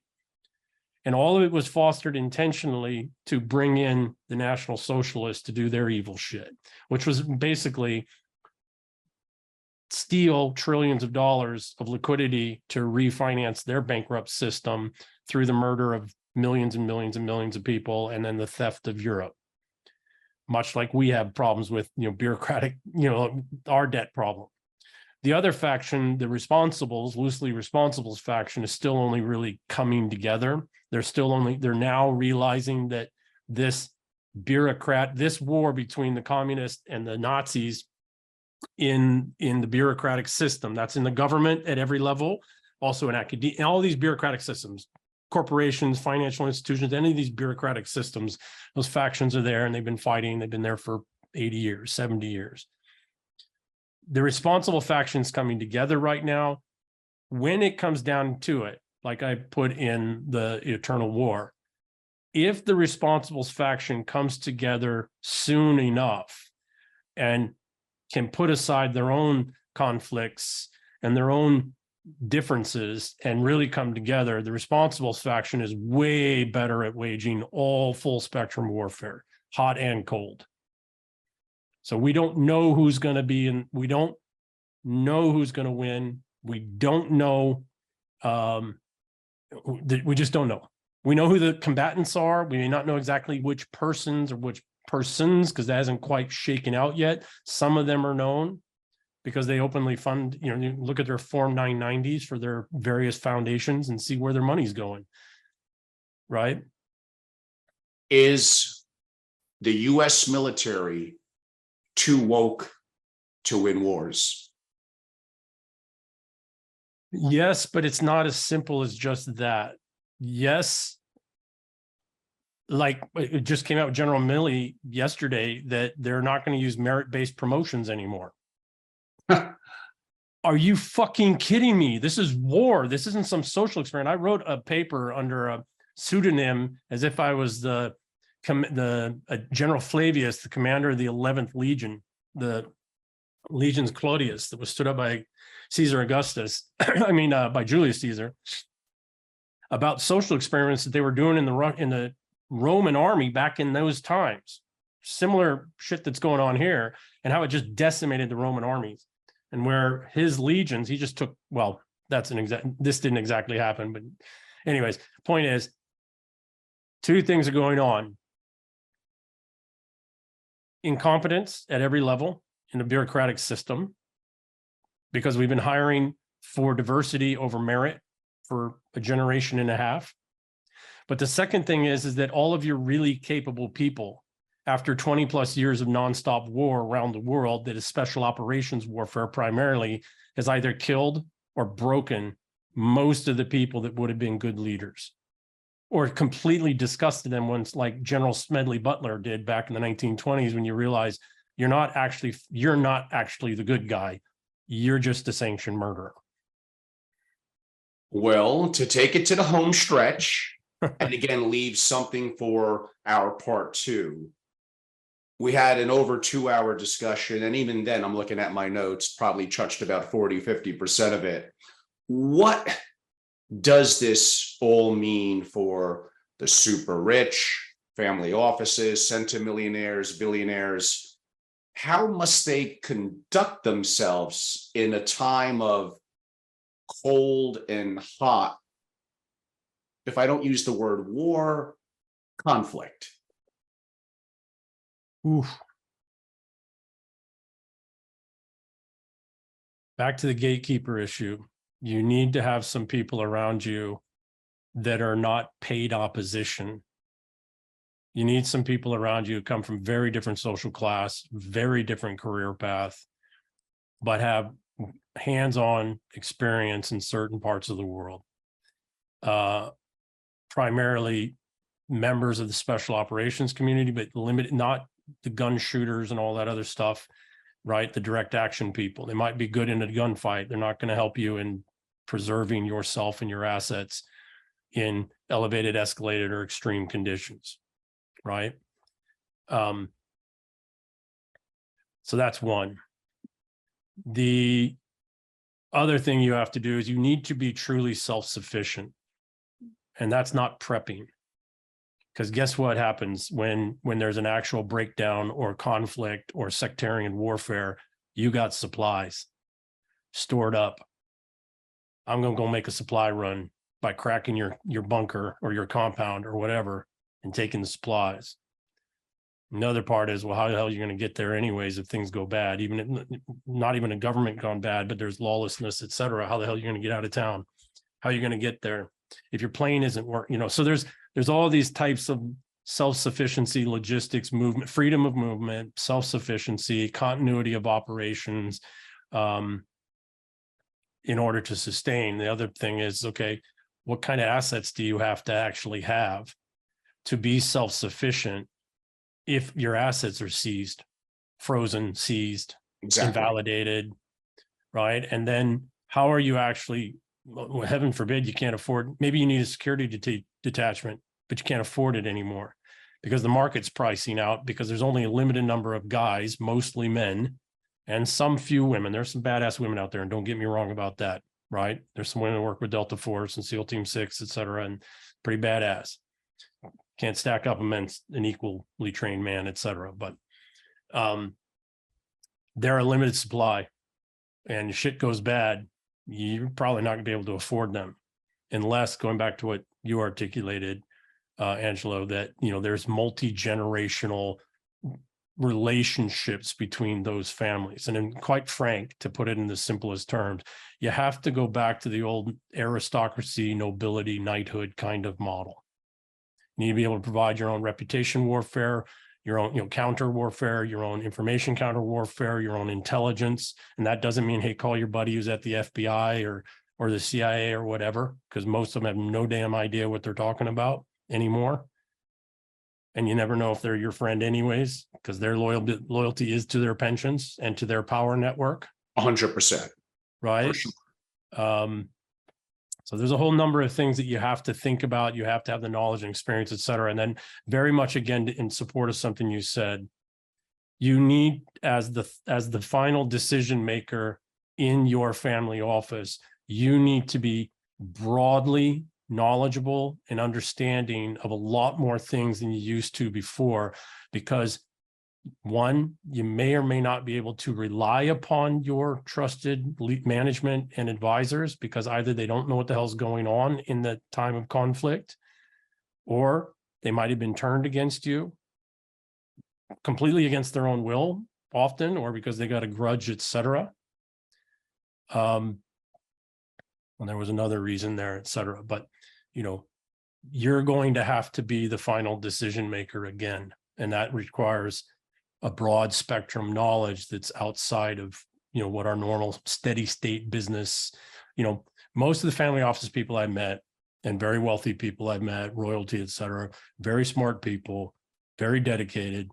I've met some really shitty, resentful people as well, but for the most part, pretty smart people, pretty careful, really do give a damn about people, really do give a damn about their people and other people. That's something to rely on. But I put it this way. We as the nobility have been taking a vacation for 2 centuries. Vacation's over. Yeah, that probably says it all.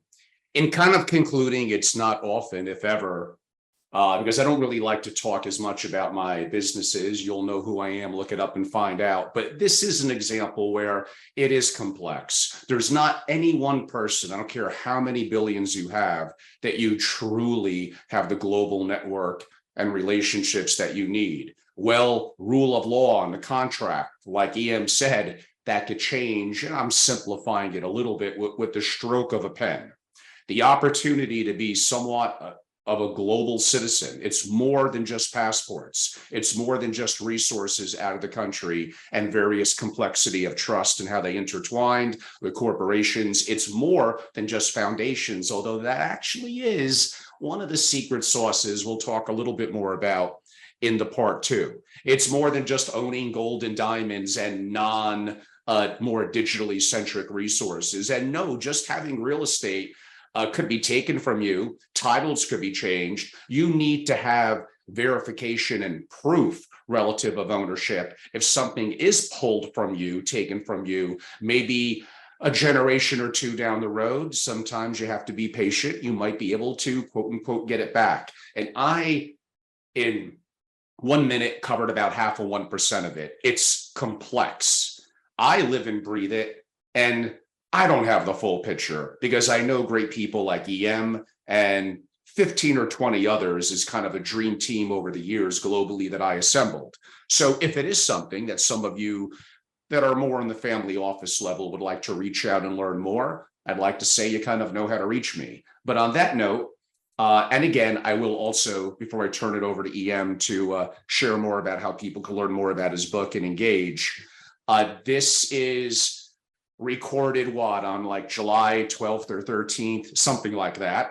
Things change. It's geopolitical, maybe a lot different a day from now, a week from now, a month from now, definitely years from now. Maybe some of it's evergreen, but this is something where take it for entertainment and educational purposes. At the end of the day, the buck stops with you. You have to make your own decisions. We don't have a crystal ball. We don't know exactly how it's going to play out. So again, I hope you enjoyed it from an engagement and entertainment and educational per our perspective. But at the end of the day, decisions you make in a variety of different things as a listener or viewer are really solely on you.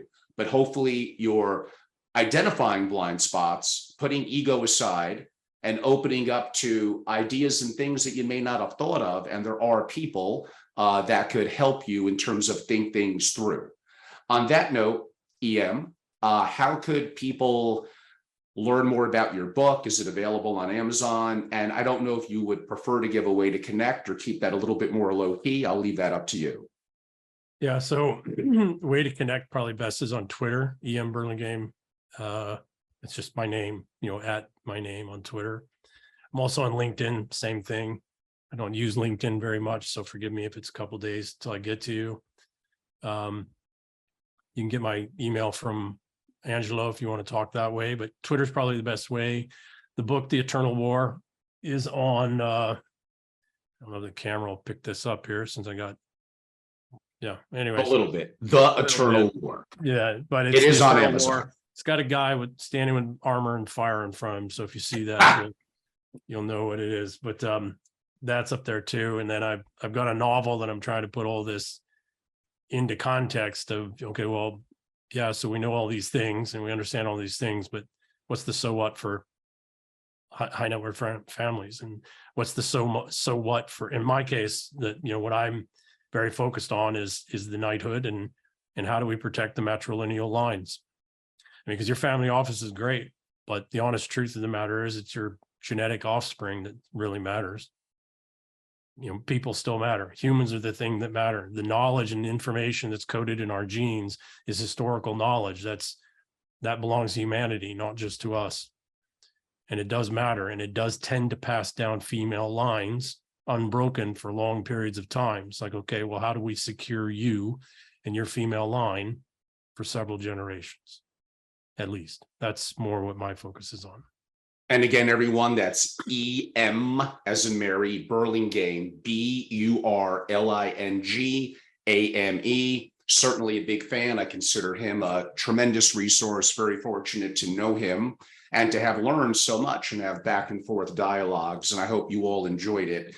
And when I spoke a little while ago, I probably didn't even emphasize enough, no matter who you are as a billionaire from a global perspective, and EM did mention it, it's more than just your money. It's more than just having diversity in it within the family. We didn't even get into, suppose there's lockdowns and freedom of movement.